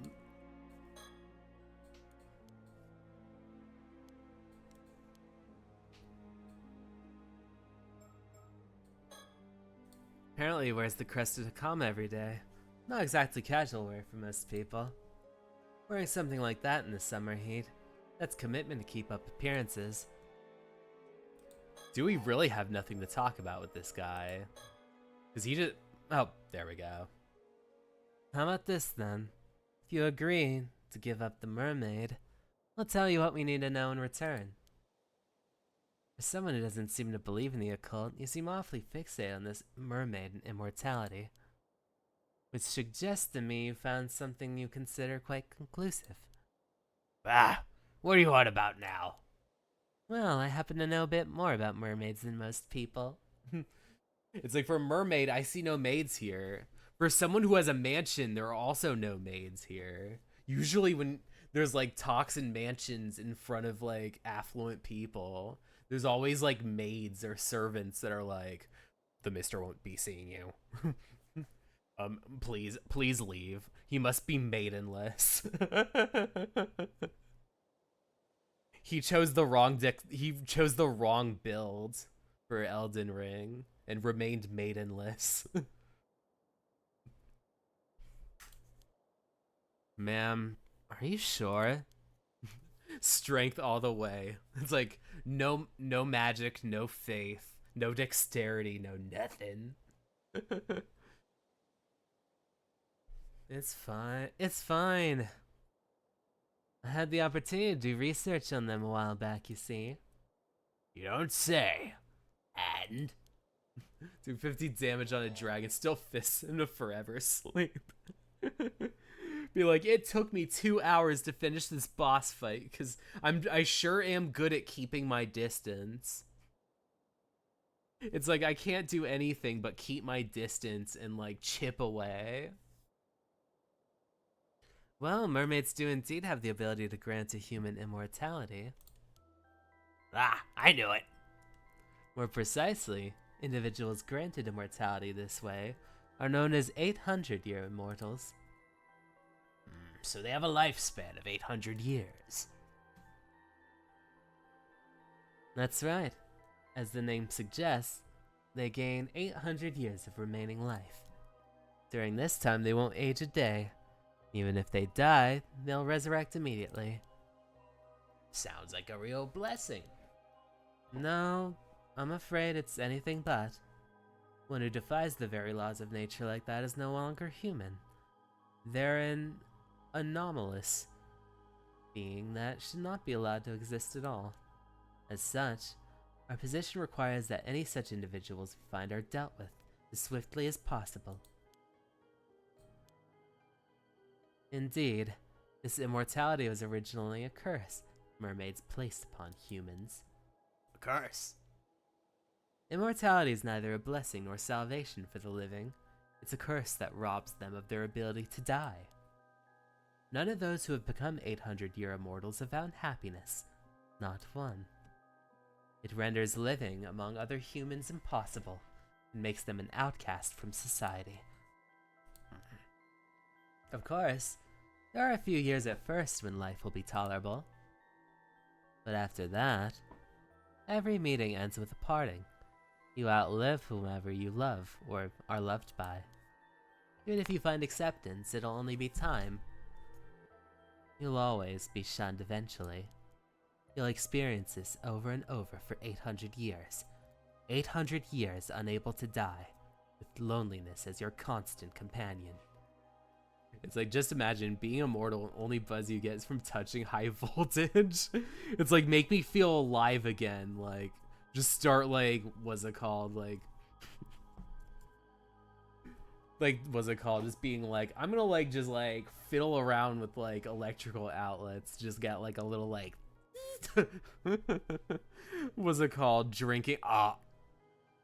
No. No. No, why did you say that?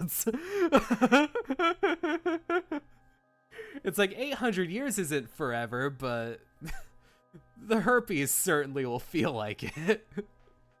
No, getting one of those forever ones, like herpes or gonorrhea, chlamydia for life, and your life is 800 years. That's awful. It's such an awful thing to like have to deal with. Man, what's it called? People eat mermaid flesh, gotta be real careful.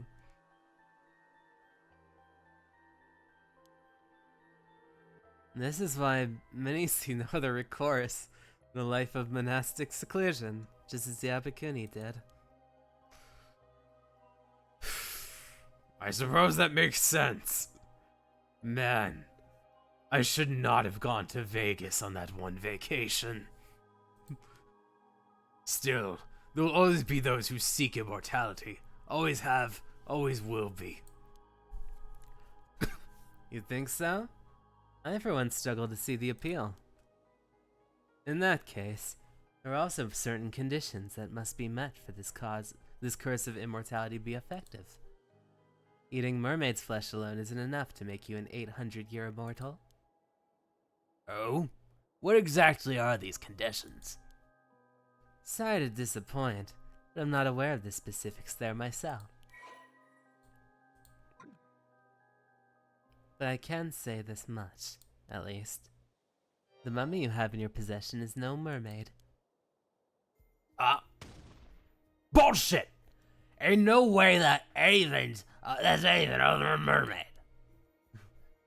What I meant to say is that mummy is a different being than the mermaids who wield the curse. Yeah, I wonder what this little curse mark is. I feel like it's probably something related to the curses.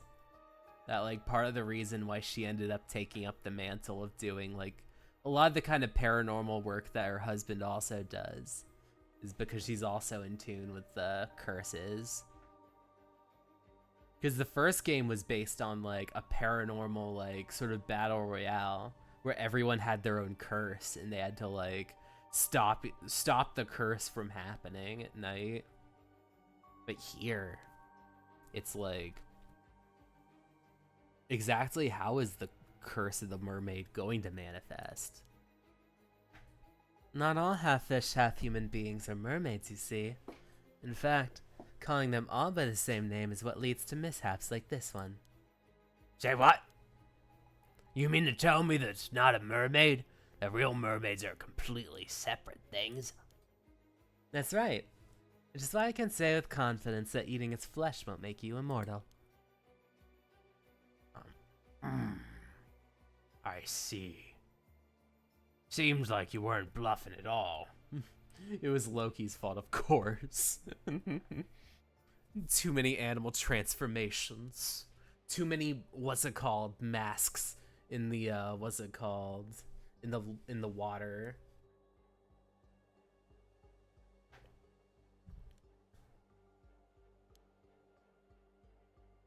So what is that thing then? There's gotta be some reason you're after it. I imagine that even if you had to dissect it and examine it, all results would point it to being just a mass of fibers. In other words, nothing more than a man-made fake. Still can't be Zeus's golden rain, but like, you remember this? It's like, what's it called? Gotta keep like tabs on all of the different like, all the different Greek mythology is. And all of its different variations.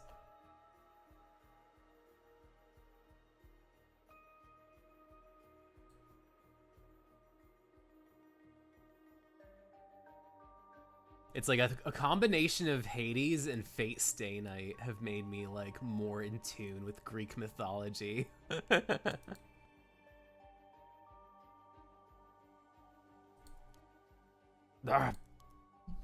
There's a very good reason.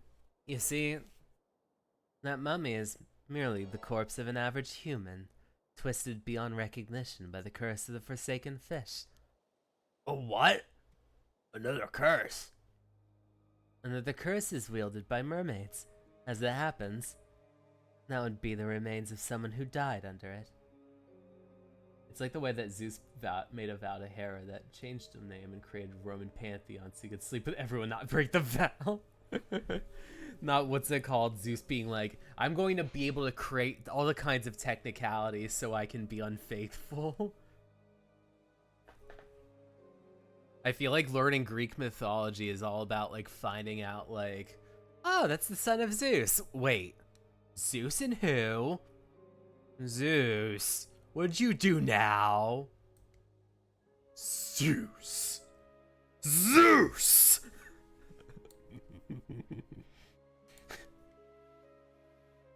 It also happens to be the same curse responsible for the mermaids, found every few hundred years or so across the country.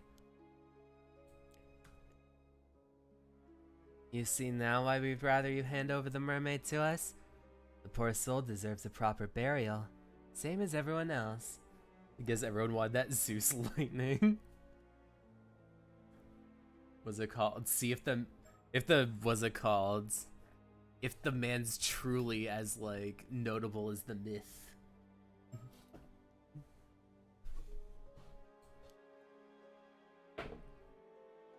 The legend. Surely even you're not so hard-hearted as to deny them that. Curses us, curses back. It's all a bunch of hokum, if you ask me. That said, the report I got from the Research Institute earlier said exactly the same thing. Oh my. Ada. I take it you've already had the mermaid dissected then. They said it was likely a fake, but asked if I wanted them to keep going anyway. I told them to keep at it, but... Sorry. Sorry.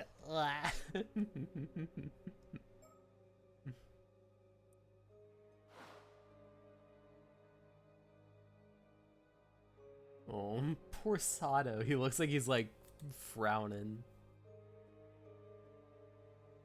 It should be clear now that you have nothing to gain from researching that corpse. Least of all, information on immortality. Oh, the yak's face. Oh, yikes. Oh, making a different face. Up.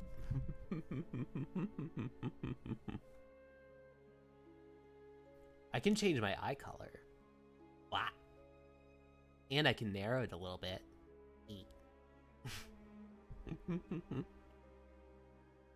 Wouldn't you consider handing it over? Of course. We could always take you in on charges of abandonment and desecration of a corpse. Alright. Have it your way. I'm so glad you've come around. Thank you for your cooperation. I'm amazed. Oh, you're gonna just say the same things. Better not awaken something. I swear to God, Zeus would be a little bit. What I would do.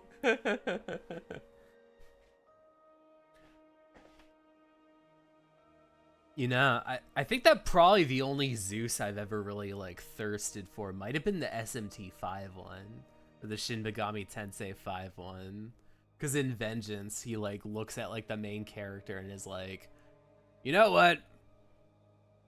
I'm bored. Be my Ganymede for a change. But because you're like too privy on the concept of Ganymede, he's like, hey, I was kidding.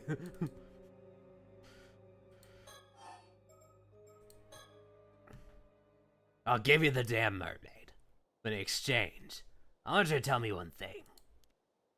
What is it? You say there are real mermaids out there. Where are these real mermaids then? I suppose you could call it the eternal world.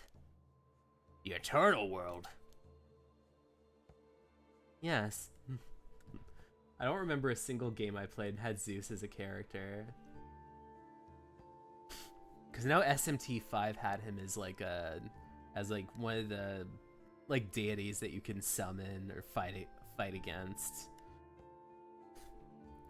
He's also in the video game Hades as one of the people who can like give you power-ups. He's like, oh, you're trying to fight my brother. Wow, wonderful.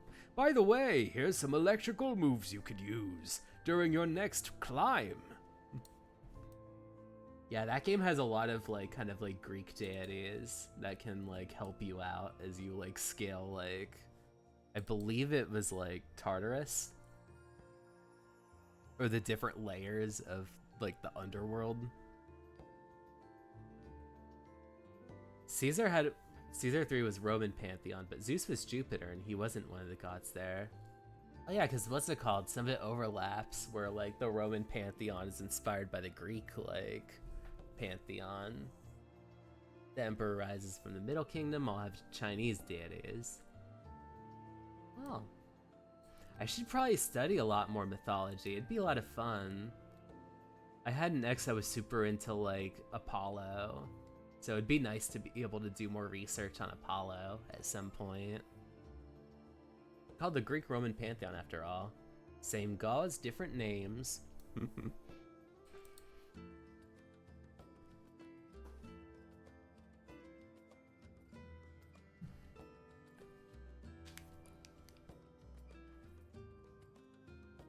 Yes, mermaids are not creatures of this world, you see. Their original home is Ryugu, the domain of the sea gods. Ryugu? Now how do you get there? I'm sorry to say that Ryugu's doors are only open to the dead. Going there is impossible for a living being. Ah, you don't claim anything with a fairy tale like that. It all sounds like hokum. That said, the entrance to Ryugu is said to lie somewhere in the Ise Sea. There have been numerous sightings of mermaids crossing over this world in the area's long history. Which is why Ise Bay has its share of mermaid legends too. One of the deities in the Emperor was Confucius, and every time I somehow managed to summon him, I always make bad jokes Confucius would say. Different mythology. I feel like usually when I think of Confucius quotes, I always think of Metal Gear Solid, where like every time you save, Mei Ling will just throw a random like quote, and every so often she'll just be like, Snake, Confucius once said this about like going into like danger.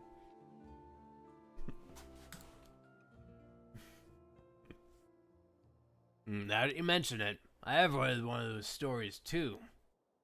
Some old tale about mermaids being found on some lost island called Taishima or the like. What? Wait a moment. Where'd you hear that story? Ah, caught your interest, have I? Looks like this story has some merit to it after all. I was simply surprised, that's all. It's not a name I've come across in any historical records. It's just something I heard from one of the youngins I have looking for mermaids. I see. Sounds like you got some capable young hands. I don't suppose it would be possible to meet with this individual, no? Nope, not happening. Confucius said, closed mouth. Closed mouths catch no flies, but closed fly catches no mouths.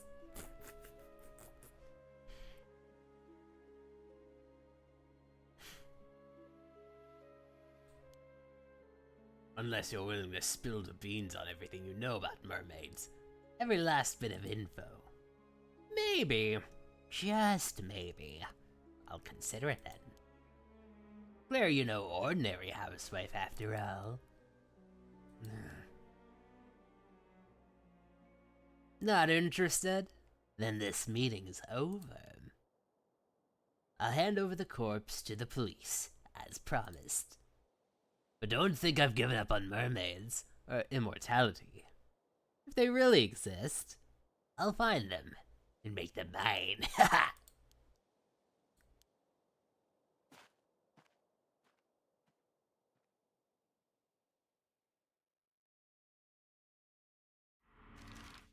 Oh, I have to travel about.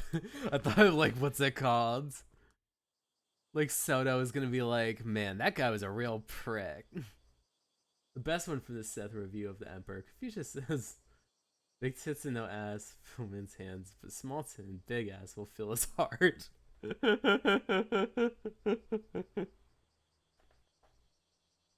I feel like that always reminds me, or that particularly reminds me of the Senran Kagura developer. When he was like, when he said his like kind of infamous like, tits are life but ass is hometown.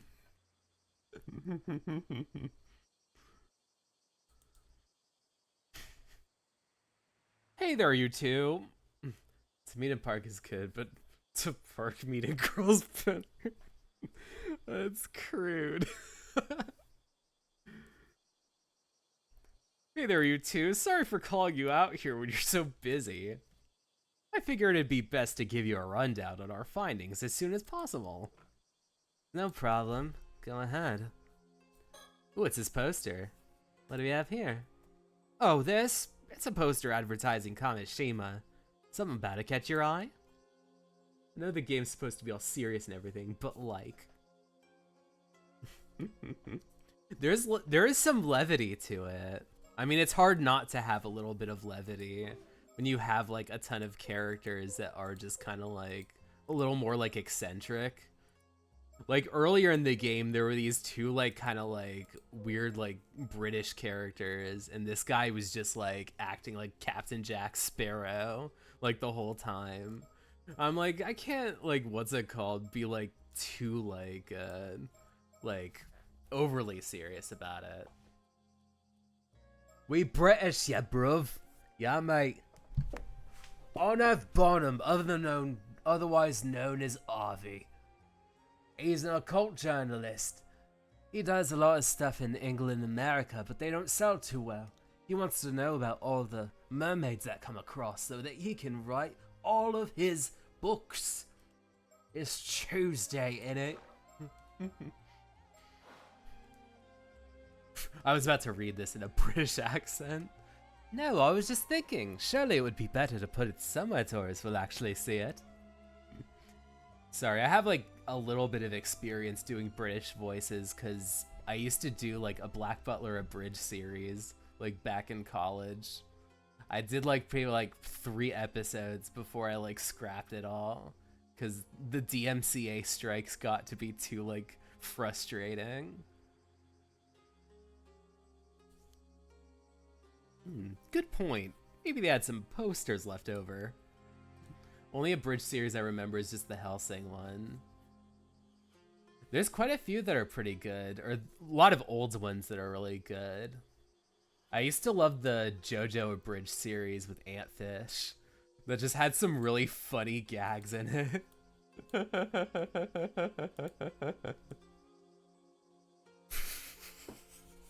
The Ozzy Osbourne looking motherfucker. Bitches love cannons. Yeah, the JoJo Abridged one was just like... It's...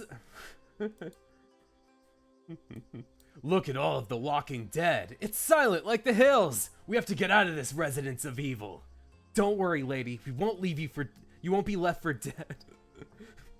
Stop it.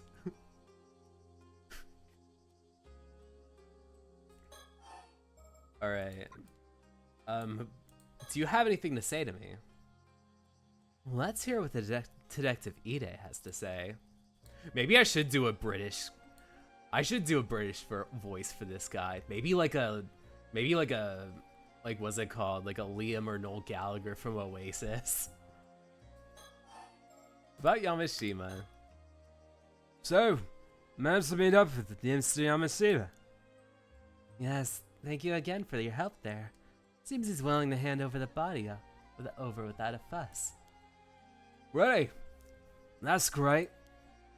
Still, why would a big shot tycoon go all the way to trouble looking at?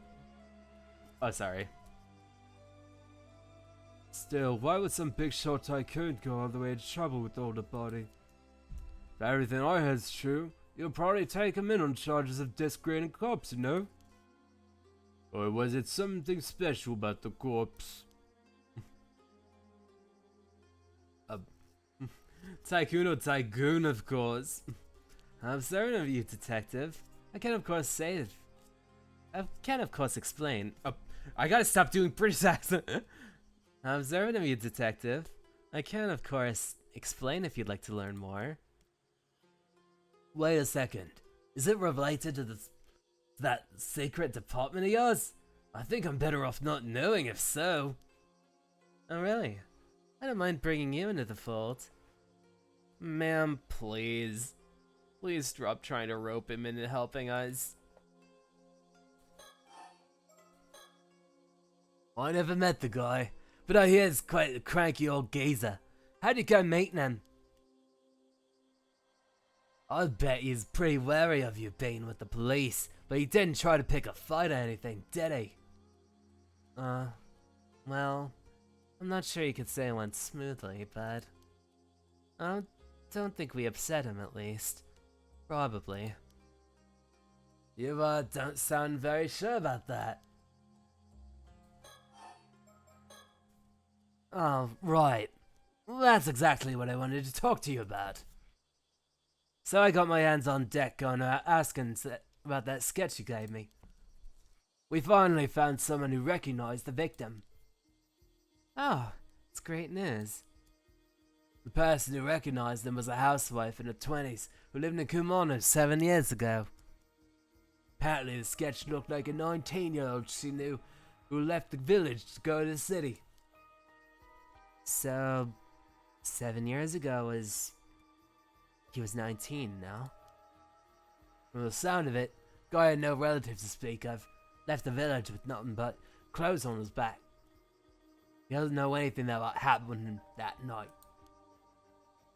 I see. That would make him a young man with no relatives who left his hometown behind 7 years ago. Did we get a name of our mystery man? Sure did. His name is Kipe Ikoma. Kipe Ikoma. I looked him up in the residence registry. Don't look like he moved from Kumano to Issei City 10 years ago. But it seems he doesn't like living at the place he's put in his address anymore. Oh, that's unfortunate. I checked with the apartment's landlord, and it would seem that about 6 years ago, the landlord has had his contract terminated after he failed to both pay his rent and return to his apartment for 7 months straight. The landlord didn't put up a search result request or anything, so that's where the trail ends, I'm afraid. He went missing 6 years ago. I suppose it wouldn't make sense for... It wouldn't surprise me if those were his remains. We'll keep looking into Ikoma, see if he was involved in anything that might have led to his murder. Of course, there's always the possibility we got the wrong guy. So we'll just keep asking around, just in case. Please do. Oh no, I gotta talk with you more. Oh, we are back to must have been the winds. The woman we spoke to said that sketch really was accurate. No doubt as that, in her mind it was Ikoma. Well, that accurate. Then I'm sure we got the right person. Still, how'd you even make that sketch? There's nothing left of the victim but bones. Oh well, let's just say it's classified for now. Right, guess that means I shouldn't pry any further. Oh yeah, I looked into that lady you were asking for, Samakawa. Oh yes? Did you find anything? Well, it seems she hasn't registered as a resident, even though she moved here 5 years ago. Nothing came up for Samakawa in the civil registry either. So I'm afraid I don't have anything on who she is or where she came from. Sorry to disappoint. Classified, huh? Let's ask the forums. Pretty loose mouths about classified. Not 0 days. It's been 0 days since the last time they've left out classified information.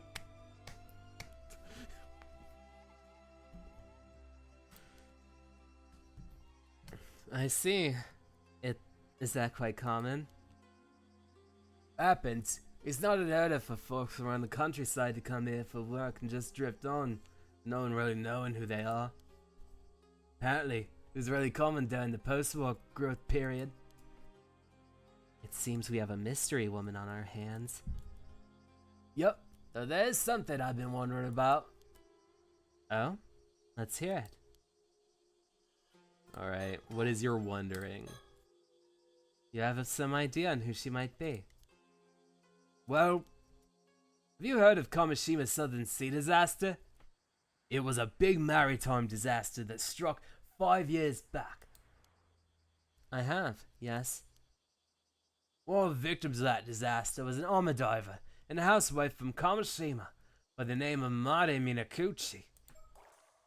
Oh, that's the main kind of character's mom. Whose name is Tsuya. Oh no, it's Mare. That's her.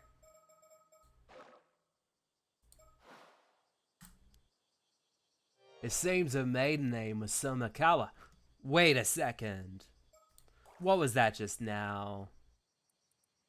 Somakawa. Oops. It's like I gotta cross-reference my information. A woman living in Toba, although she occasionally does work as an Ama diver, it is unclear who she is and where she came from. She apparently showed up in Toba about 5 years ago with nothing but a grubby wooden box to her name. Has been living there ever. So, her and her, man, same person.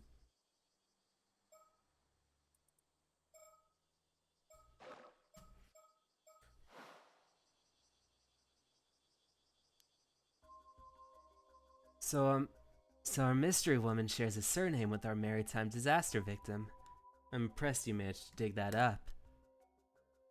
I was already looking into the Kamoshima disaster because the skeletal remains, so it's a happy coincidence if anything.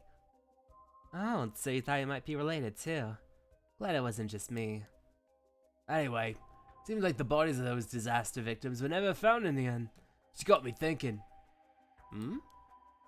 Wait, are you saying... Yup. I was thinking Mari Minakuchi could have survived the disaster 5 years ago. And you think she moved to Ajika and started going by her old name of Somakawa again? That's right. What do you think? Seems like a long shot, but maybe. Man, the people in this town are kind of dumb. If, like, Somakawa has been waltzing around for, like, 5 years, being like, no way that's just Mare with, like, what's it called? With kind of, like, the meth-ish kind of, No, this is just a random person. No face recognition at all from here. No siree Bob. Man. Mermaids, not even once. But if that's the case, why should she have stayed in Ajika for 5 whole years without thinking to contact her family? Maybe she didn't love them enough.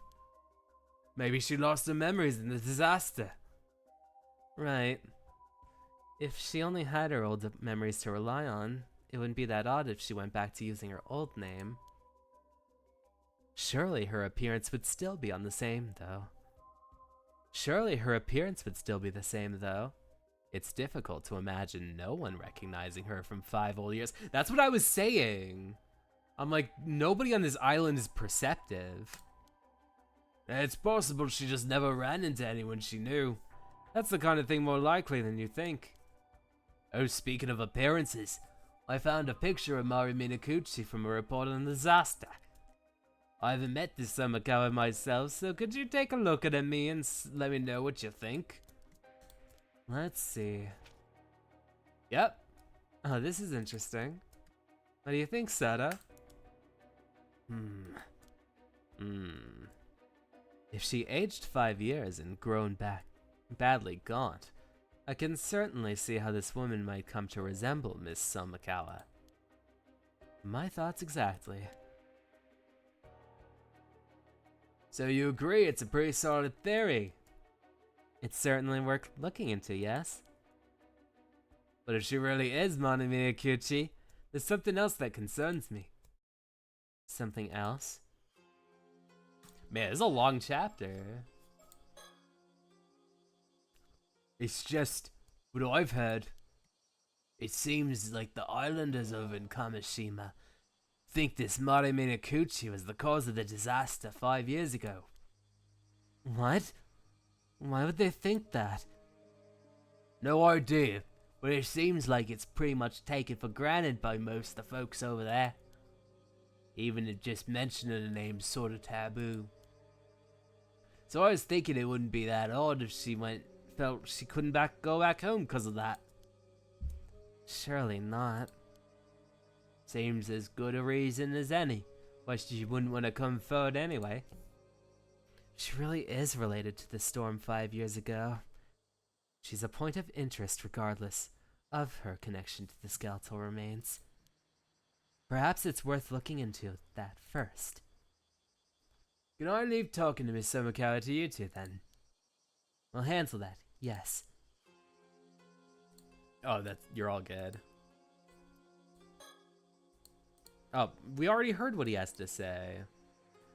Is there a sticker around here? Is there anyone around here? What's this car? One of Issei City's residential districts. Right now, the ground is so hot, the air around it seems to be shimmering. Okay, what's this police station? That's just a police box I've been waiting at. Something you were wondering about? Oh man, that's where the Bobbies are. Dan, Nikki, then Bobbies. Oh no, I just happened to find myself looking at it. That's all. Would you rather talk inside? No, there's no air conditioner. It's probably cooler out there. Nice try, officer. Oh, but it's quite alright. Talking out here should be fine. It's like, do they have a shotgun inside? Not what's it called, being like just just make a beeline for the weapons closet, like in Resident Evil, or do like the Manchester at Sea thing and just like snatch a cop's gun.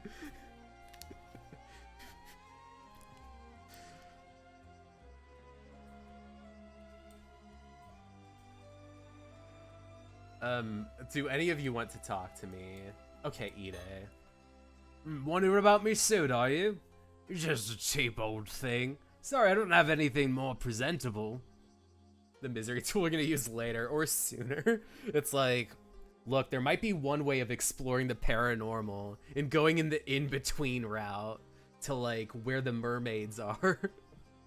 That sounds like a trap.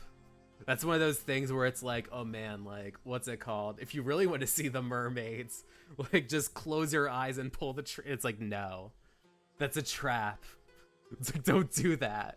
You won't find any mermaids that way. There has to be some kind of, like, incantation or spell.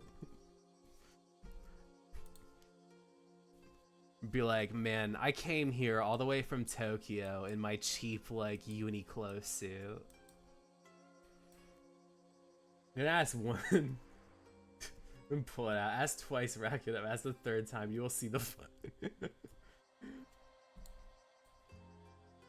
What about Kiryu? Despite the heat, Soto looks as unruffled as ever.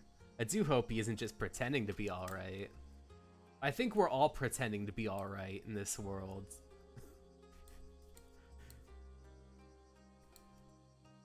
Like, it's like, can you lighten up, kids? All this talk about the paranormal and the dead. So we have, it's like, don't we all the time? Like that, like when the Simpsons found out that like Richie Rich and like Casper looked really close together. It's like, maybe like Richie Rich just couldn't handle himself. And Marge is just like, can you lighten up? Okay, what am I missing from here? Do I have to think? So people believe this Mare Minakuchi called forth the curse of the raging waves 5 years ago. Do they? I didn't expect the curse of the raging waves to come up here of all places. Wait. That's it! I remember now. The sole survivor of Taishima. His surname was Somigawa. There's something else about Somikawa. A wooden box. Surely that would be too much of a coincidence. Oh man, I'm gonna have to find Yuza. The loser. Well, that's about all I had to report. Thank you, Detective. It was very informative. What's in the box?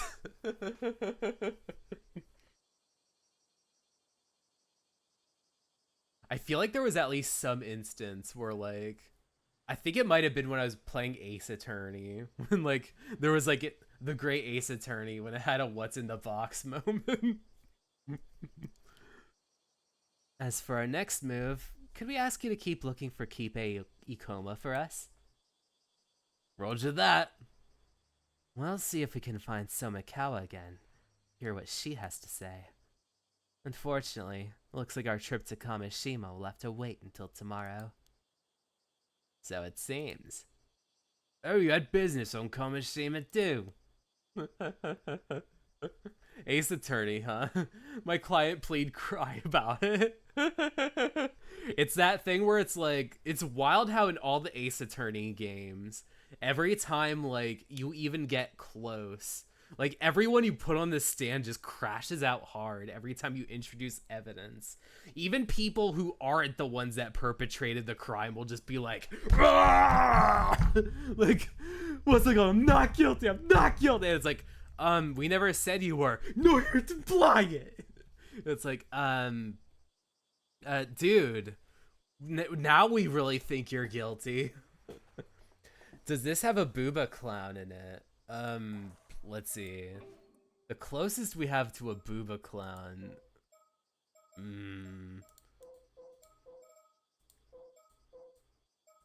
Oh, in the Ace Attorney. In the Great Ace Attorney, there were people with boobas, but I don't remember if there were clowns. There might have been mimes because it was British. That one I did a lot of British accents on. That started to get a lot more convoluted.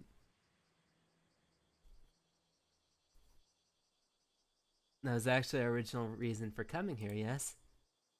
But now we've gotten caught up in all the other troublesome business, it seems. So it looks like dealing with that will have to come first.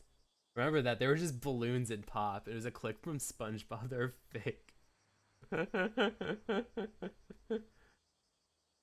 like not popping the bubble.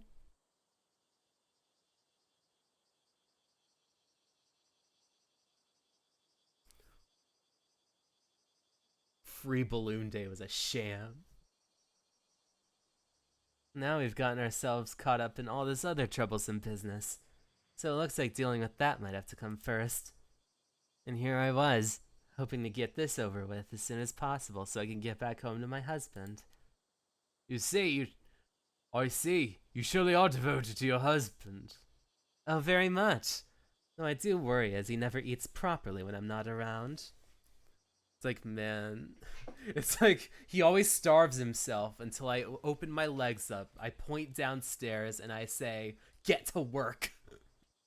It's like, that's why I stayed married for so long. It's like, that's why I have a good relationship with my husband, unlike Bullcut over here. Sus. In any case, please do get in touch if you find anything else of note. Even if it is something out of the ordinary, anything could help. Sure will do. You're kind of making me worried something might actually happen now. I'd certainly prefer it if it didn't. Anyway, we're counting on you, Detective. Man, something's gonna get him. There's more investigation. Man, I remember when I started the chapter at the beginning of the hour, and I was like, you know, once this chapter's over, I might just, like, end stream or something.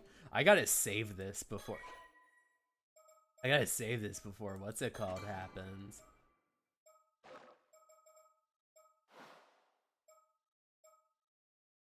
Like, unless the save is corrupt. It's like, put a Dark Souls message on the ground, try finger butthole.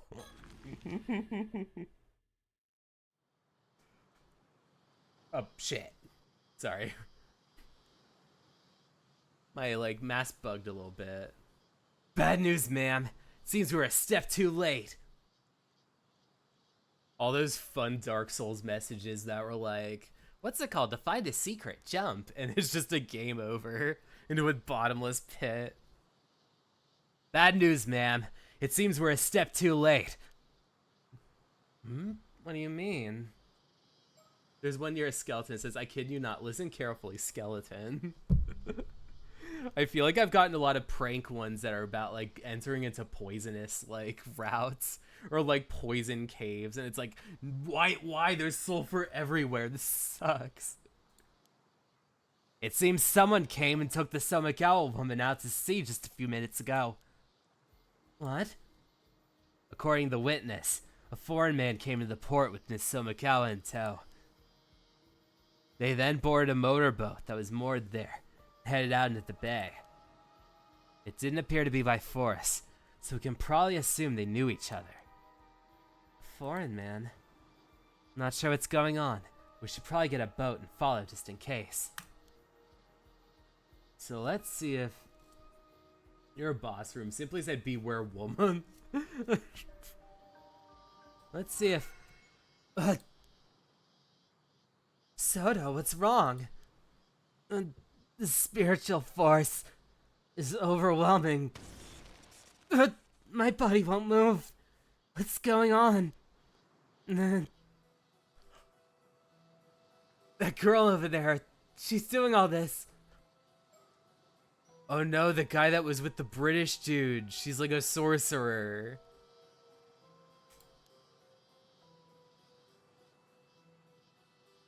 You can withstand this curse. You really are quite strong, mister. Sorry, but I can't let you go any further. I'll have to ask you to leave. Both Themicticos Pneumonia, Guardian Spirit, grant me the wisdom of the Numius.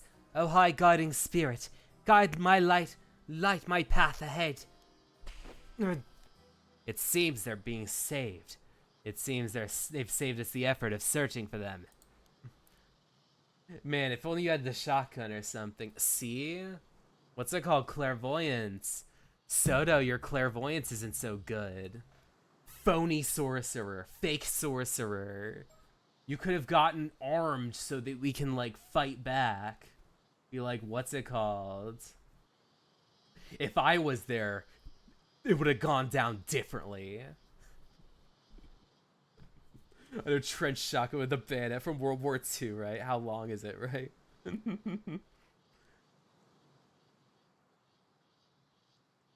So it seems. Let's see if this girl can tell us what we want to know.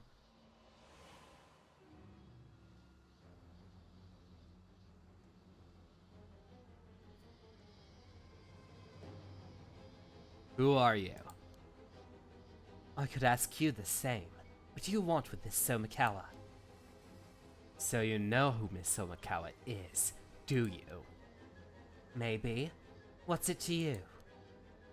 Ma'am, this girl's spirit sense is extremely potent, but she lacks experience. Was watching someone play Wukong. Was like, what if all these tricks and stuff, instead of stick you a trench shotgun, instead of finish you just blast? Be like, what if like Sun Wukong just had a gun? Like, would like what's it called? Would Journey to the West be different? Would Dragon Ball Z be different if Goku had a gun? Like, Super Saiyan abilities and a gun. For like, what's it called? When you're able to catch people off guard. What's it called? You just pull the blicky out. Like breaking stances and just blast one out while no one's looking. It's like, how many times in Journey to the West did Sun Wukong just like crank one out while no one was looking? It's like stuff that wasn't included in the book. Man, this girl's spirit sense is extremely potent, but she lacks experience. She seems hesitant to employ curses against people. If I have an opening, I can use my curse of binding to restrain her. Usually it's too risky to use on ordinary people, but that shouldn't apply here. And I play Wukong, not even Black Desert, so I don't know. I haven't played Wukong either. I don't know if anybody's made like any like animations of Wukong potentially.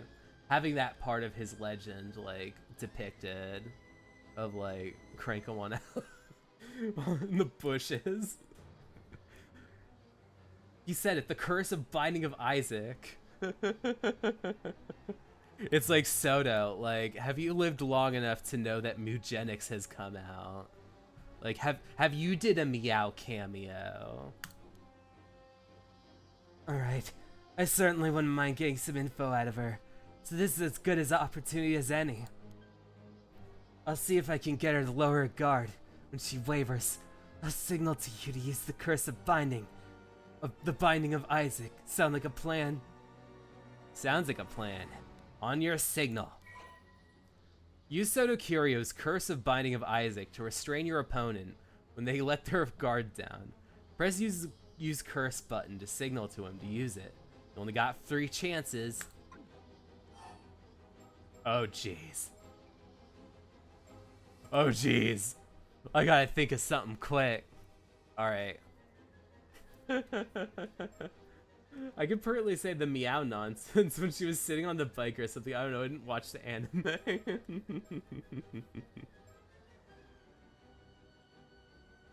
Certainly wouldn't mind getting some info. Let's see. Lower her guard. Alright, so. Compliment. You certainly have remarkable strength for your age. Why, it might even be too much for us. Huh? What's with the sudden praise? You're creeping me out. No good, she's too weary of us. Seems I'll have to press her further before she gives us an opening. Ah. Question? Can we assume the foreign man who took Miss Somikawa isn't a friend of yours then? So what if he is? Why are you trying to follow them? If you resist anymore, we'll have you taken in for obstruction of public duties. Wait, you're with the police? You're with the police? I tell her she's flat as an ironing board. I wouldn't be so sure about that. It's like, I know this is anime designs, but if this was the real world, she'd be really off put.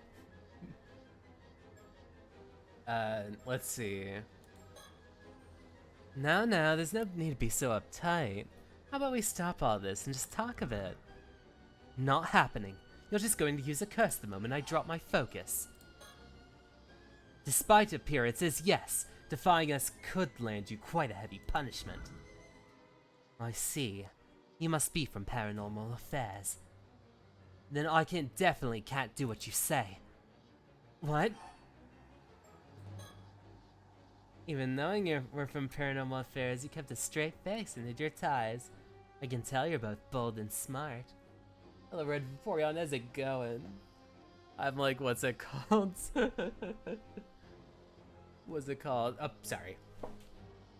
I've been doing this for quite a while. It's like, once I get through this, I might, like, try to end stream soon, but, like... this has been a really long chapter. I can tell you're both bold and smart. Well, thanks, I guess. Will you give up now? Only now! That didn't work either. She really isn't letting her guard down. Sorry, Soda, this is our last chance.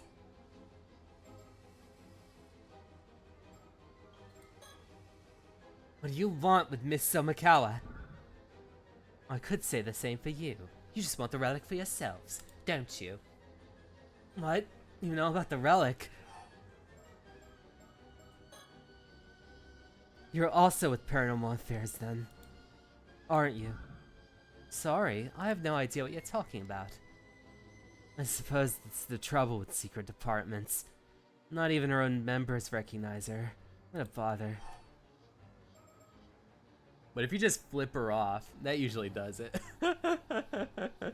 It's like, what if I just, like, what's it called? Start bringing up things that would catch her. Like, none of these would work. Like, appease. Let's see. So we're both from Paranormal Affairs, are we? Let's talk. Perhaps we can find a way.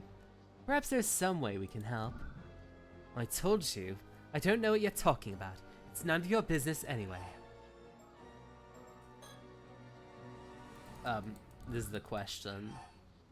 It's like flip her off, throwing Molotovs, finding a random, you know, the tried and true classic, pointing her finger and say, "Did you see that? Whoa!"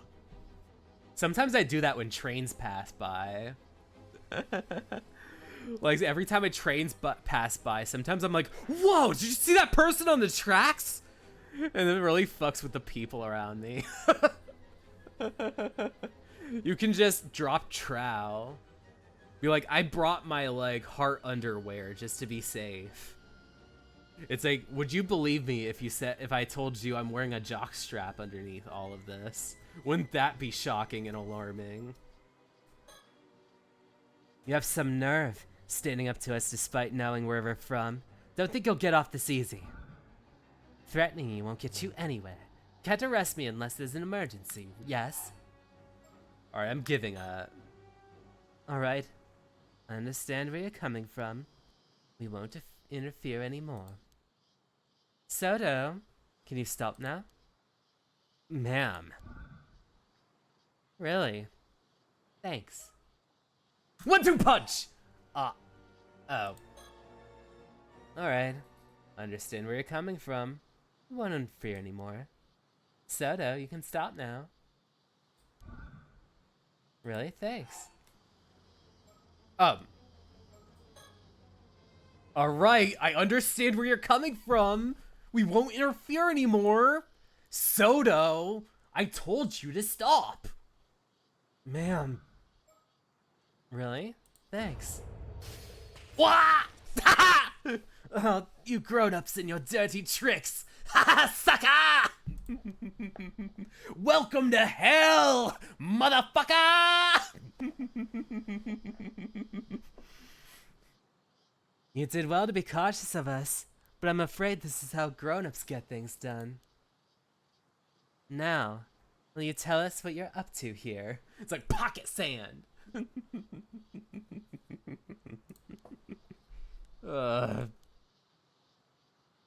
Well, I suppose I've slowed you down enough. You'll never catch up to the boat now. Placus asteri, guide my path, and with thy merciful hand uphold me. What? She broke the binding. Bye-bye. Confound it. Stop right there. Looks like she's given us the slip. I doubt we'll be able to catch her now. Still, I'm gonna have a word with Paranormal Affairs about that girl. Oh man, getting her in trouble with her superiors. That's the best way of going about this. I might not be able to catch up with you, but your supervisor, oh man. Oh, you're gonna get the chewing out of a lifetime. I'll put in a call to Paranormal Affairs about how their errant young girl just now. I see. I assume she's indeed affiliated with them. Yes? Yes. It seems her name is Circe Lunalight. She's an exorcist from England, who's come here on exchange. Part of her spiritual training, as I understand. The Lunarlight family. I see. Huh? They well known? I've heard of them, yes. They're a distinguished family of exorcists. Quite an old one, though. It would certainly explain the strength of her spirit sense. Right. In any case, it seems she's in the care of Paranormal Affairs while she's in Japan. Honestly, I do wish they'd tell us these things in advance. What's she doing here in Mie Prefecture? Well, it seems even Paranormal Affairs isn't sure what she's up to. They've been looking for her. From the sounds of things, she's been skipping her training assignments to travel around Japan, visiting all sorts of spiritual spots instead. Doesn't seem like they're keeping an eye on her at all. Unfortunately not. They asked me to tell her to return to Tokyo at once when we next see her. I see. More work for us then. Yes. The things we find ourselves caught up with. It seems to know. She seemed to know about Sumikawa too. I've got a bad feeling about all this. Ah, the peace pipe. Gotta smoke a little opium to keep myself focused. Just like Sherlock. Be like, got the, what's it called? Got my handy dandy crack pipe to help me see through every, like, obstacle. Shall we start looking from here? Shall we start looking for her? I imagine she's still in the area. A fine British export. No, not now. If all that's true, I doubt she'll be looking to cause too much trouble. Besides, I'm sure we'll run into each other again eventually. Well, I think that's enough trouble for one day. Let's call it. We'll head to Kamishima first thing tomorrow. Understood. It's like, finally, something you said doesn't make me want to pull my hair out. Okay. Sorry, I've been playing... What was it called? I've been playing this for some time, so... I'll be continuing this next Saturday. But so far, the next time I stream, I'm gonna be focusing on Yuzu Minakuchi, who's apparently the son of a mermaid. But one more save, because I'm compulsive and paranoid. Return to title. Save and quit again. Hey, here's our game, Paranormasight 2.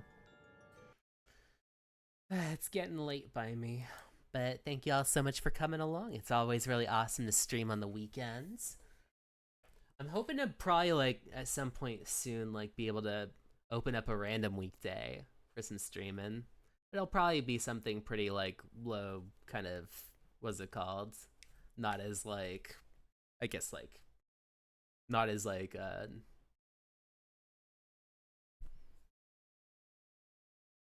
not as long, because it's, like, before work. But on Saturdays, I usually stream, or I guess I stream Paranormasight too. And tomorrow I'm streaming Paper Mario: The Thousand-Year Door. But in case this is your first stream, I am Rachna Roka, an alien from beyond the stars. One of the ways you're able to tell are these eyes, but another one is this beauty mark. So I usually control the airwaves with this beauty mark, so when I poke this beauty mark and I poke the mic, I send out all kinds of positive vibes for the weekend and the weekdays. But until tomorrow with Paper Mario, I'll be seeing you all. Bye.